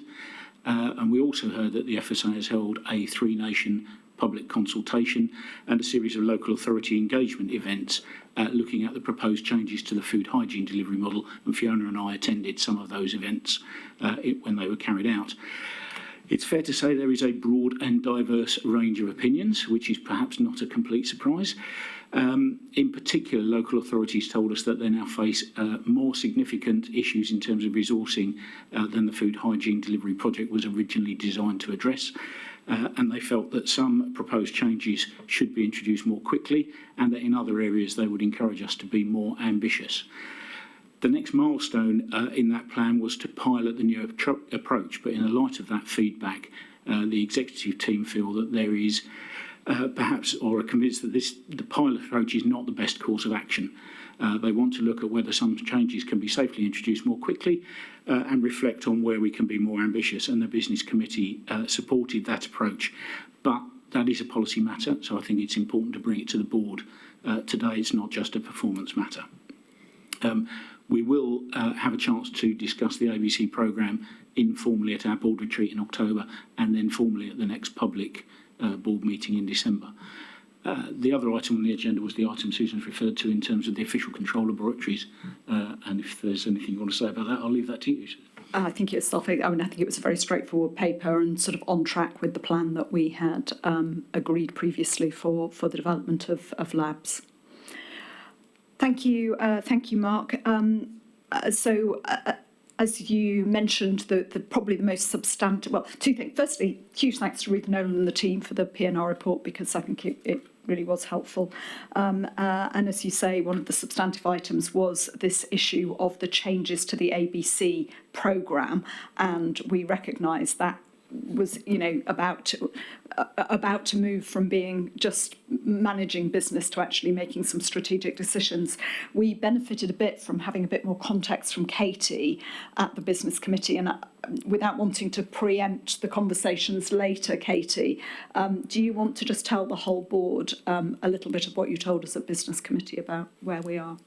Yes, certainly, and I think Mark has summarised it very well. We finished our consultation, I think, in July, so it's a couple of months ago, and I'm really conscious that I don't want to wait until December board in order to go back to stakeholders, hence sort of flagging now what feels like something of a pivot in our approach to food hygiene without being able to say to the board, and this is exactly what we would like to do. We got a real sense, both from local authorities and from the wider stakeholders who responded to the written consultation, that people wanted us to be more ambitious in some areas. Some of the proposals that we were suggesting were seen as really helpful in resourcing terms by local authorities, and they were saying to us at the events, well, can you get on with these now? But we were also being asked, why have you not thought about X, Y and Z? And some of the X, Y and Z is quite ambitious and might involve legislation.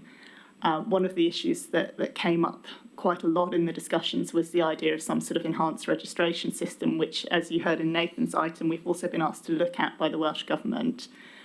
And it felt to us, looking at the results of the consultation, that sort of ploughing ahead with the proposals that we had conceived a couple of years ago and been consulting on initially wasn't the best option. So we would like effectively the space to, first of all, see what we can do more quickly, and secondly, see what we can do in a more ambitious way in the long term. This all comes with the caveat, of course, that we would need to resource any work, and particularly any more ambitious work we will need to think about with the board in the context of the FSA's whole work programme. But since we were about to go towards another milestone, which was on the plan of piloting, and this approach means that we won't go towards that milestone, I just want to check the board is comfortable with that and comfortable with us responding to the consultation along these lines before we get to the next board meeting, when we can discuss in detail in December what we're going to do. So essentially, I think it's are other board members content with the idea that we won't pilot, we will just press on, given that there seems to be no pushback that this is a bad idea. Stakeholders think we just get on with it, and that we'll bring the other proposals will come to the December board. That we will press on with those proposals that don't need a pilot, and we will have a rethink about the ambition level for those which would. That's more precise, thank you. People content with that? Margaret? It's difficult to say because we don't know the details, so I would just start in the middle and go with the corporate view on them. Yeah, well, I mean, I think that, yes, we haven't seen all the stakeholder things either, but I think I have confidence in the team and the logic of what they're doing to let this run, and then we'll pick up again in December. I think one other thing to say on this item is that having a separate business committee from the main board was something we started earlier in the year on the back of the board effectiveness review. We did say at the time that we would review how that was working. It's not been completely smooth. There have been some, hiccups along the way, but there have been many things that have been very positive, without a doubt. And I know colleagues, at least on the business committee, agree with this. There has been far more scrutiny. We've had much more attention. People have had much more energy to look at the PNR report fresh, as opposed to at the end of a long board meeting. So Mark and I have been discussing about how we will actually do a sort of informal review across business committee members and not business committee members, and we suggest that we bring that to in December. We have our annual governance review, and so at that point we can make a decision about whether we carry on like this or whether we need to make some changes fundamentally or just to tweaks in the process and the procedures. If people, we'll be talking to all of you about that, but if there are things you want to feed in to inform how we go about that, then please talk particularly to Mark, I guess, about how we might do that. Margaret. Again, very briefly, today, the business committee is about performance management, ARAC's about risk management, very loosely, and this is just food for thought, really. You mentioned E&J and risk, and we've put a huge amount into the whole E&J and contracts, as Tim mentioned. And I noticed you said you discussed E&J because of the risk element. So my question, when you think about whether what's working, is are we submitting our very brilliant and overworked exec staff to duplication? We should definitely look at that. We did not discuss risk at all. We simply noted that the contract was going to carry on and that ARAC had looked at the risk. Yeah, but we can, what I suggest is that people look at the minutes and then it will be clearer how the discussions unfolded. We also, Mark sits both on ARAC and as chair of business committee, which is an important bit of, trying to ensure that we get the balance right. And I should have said in that review, we will also be talking to colleagues in the executive who are the ones in a way who are feeling it from ARAC and business committee and trying to understand whether it's working better for them, because the whole point of this is to make the FSA work better and deliver better. So I do want to have a pretty open-minded review. Very good. Okay, on that note, we'll close that item and move on to the reports from the food advisory committees. So it's actually been great. We've heard quite a bit from the committees during the course of this meeting, but I'll turn first to Anthony, just whether there are any additional points that have come up through NIFAC that the board should hear about. No additional points, just maybe a run through of what we did last week. We had a full day at the University of Ulster's Coleraine campus. In the morning, we focused on these papers, discussed them, and hopefully have reflected discussions. In the afternoon, we did a joint presentation and meeting with the Nutrition Innovation Centre for Food and Health. And with thanks to FSA colleagues, we give them a presentation on novel foods and how we handle those and how we take those forwards. Then we had an event with the Centre for Food and Drug Discovery. We heard about the work that they're doing on the city deals with Belfast and other areas, but more specifically the £22 million bid they have for the Northwest Growth Deal and the work that they're doing. We then took a tour of the centre. We've seen the stuff that they're doing with the private sector and with us, which is all very good and very interesting. We didn't realise the range of work that was being done there. In terms of membership, we said goodbye to Fiona Hanna, who had completed 2 terms on the committee, and Judith Hanvey, our board apprentice. We're due to lose a couple of more people between now and March, so we've instigated a recruitment exercise, and that'll go forward as well. So that's the review of the board. Okay. Thank you very much. Comments, questions from anyone? Okay, we'll go straight over to Hayley, who's going to feed back on WFAC. I'm confident that actually I've fed through all the key points that came from the meeting as we went through the agenda items. So unless Nathan's about to say, I'm going to leave it there. But what I would say is, well, two things. Firstly, it was a real pleasure and insight to sit in on the committee and to just observe the wealth of experience and, you know, genuine enthusiasm for the work of the FSA. So I'd definitely recommend to any board members that haven't sat in on any of the committees to do so. I think you'd be very welcome. And it's also great to have a discussion about the board papers as well as just sitting and reading them. It kind of helps to crystallise, you know, your thoughts as well. So yeah, I would recommend that. And also to say, I thought that Rhian did a fantastic job, and I think the committee certainly have received Rhian's appointment really well, and I think she will do a fantastic job based on what I've seen. Great. Well, both of those are good to hear. Right. Well, I think that brings us to the end of the agenda. As Hayley said, WFAC and NIFAC have got loads of knowledge and experience, and one of the things we're trying to do in the review of the facts is to find ways of drawing more of that experience to the board, almost as kind of providing some sort of advice, insights and knowledge to us. And as board members know, we've been discussing potential topics for some of the themed meetings that they do, and we'll crystallise those in the very near future. But we're at the end of today's meeting, and unless there are any items of any other business that people want to raise today. Okay, so in which case we turn to our observers and to ask if anybody has any questions. You all sat patiently, although we're doing pretty well, in fact, for finishing on time in the end.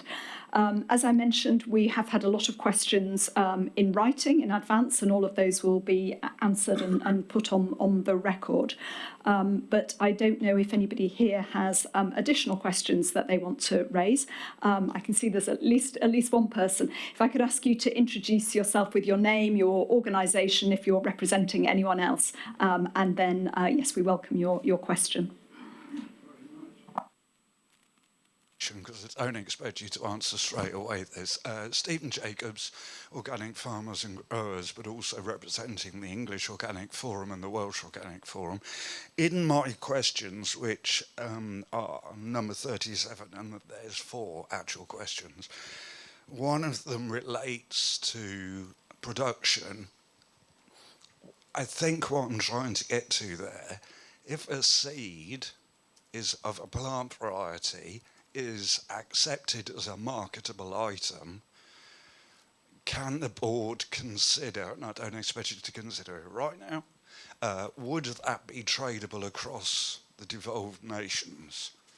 Because for us, that's an issue in organic because we operate the organic regulations across the whole of the UK. So it has implications for how we deal with Wales and Scotland, but also bearing in mind, of course, that Northern Ireland, we operate the EU organic regulation. And so obviously there are implications there. And there's an added complexity that is in the board papers talk of or mention of the EU's current work on risk registers and the 2 steps of potential triage for what they call NGTs, new genomic techniques. That is a process that's very much ongoing and not set in stone, and I would urge the board to consider some of the arguments we've put forward through the organisation iFoam Organics Europe. Thank you. Thank you very much, Stephen, for that. So I don't exactly know, but I assume you were probably here earlier when we had the precision breeding discussion, and I hope you heard in that. I recognise the concerns from the organic associations, and did ask officials that we should make some specific considerations. So I think we'll have some subsequent follow-up on this. In a moment, I'll ask I don't know if Rebecca or Angela, if anybody wants to give some quick headline response to that, you're welcome to do that now, or we'll do the written thing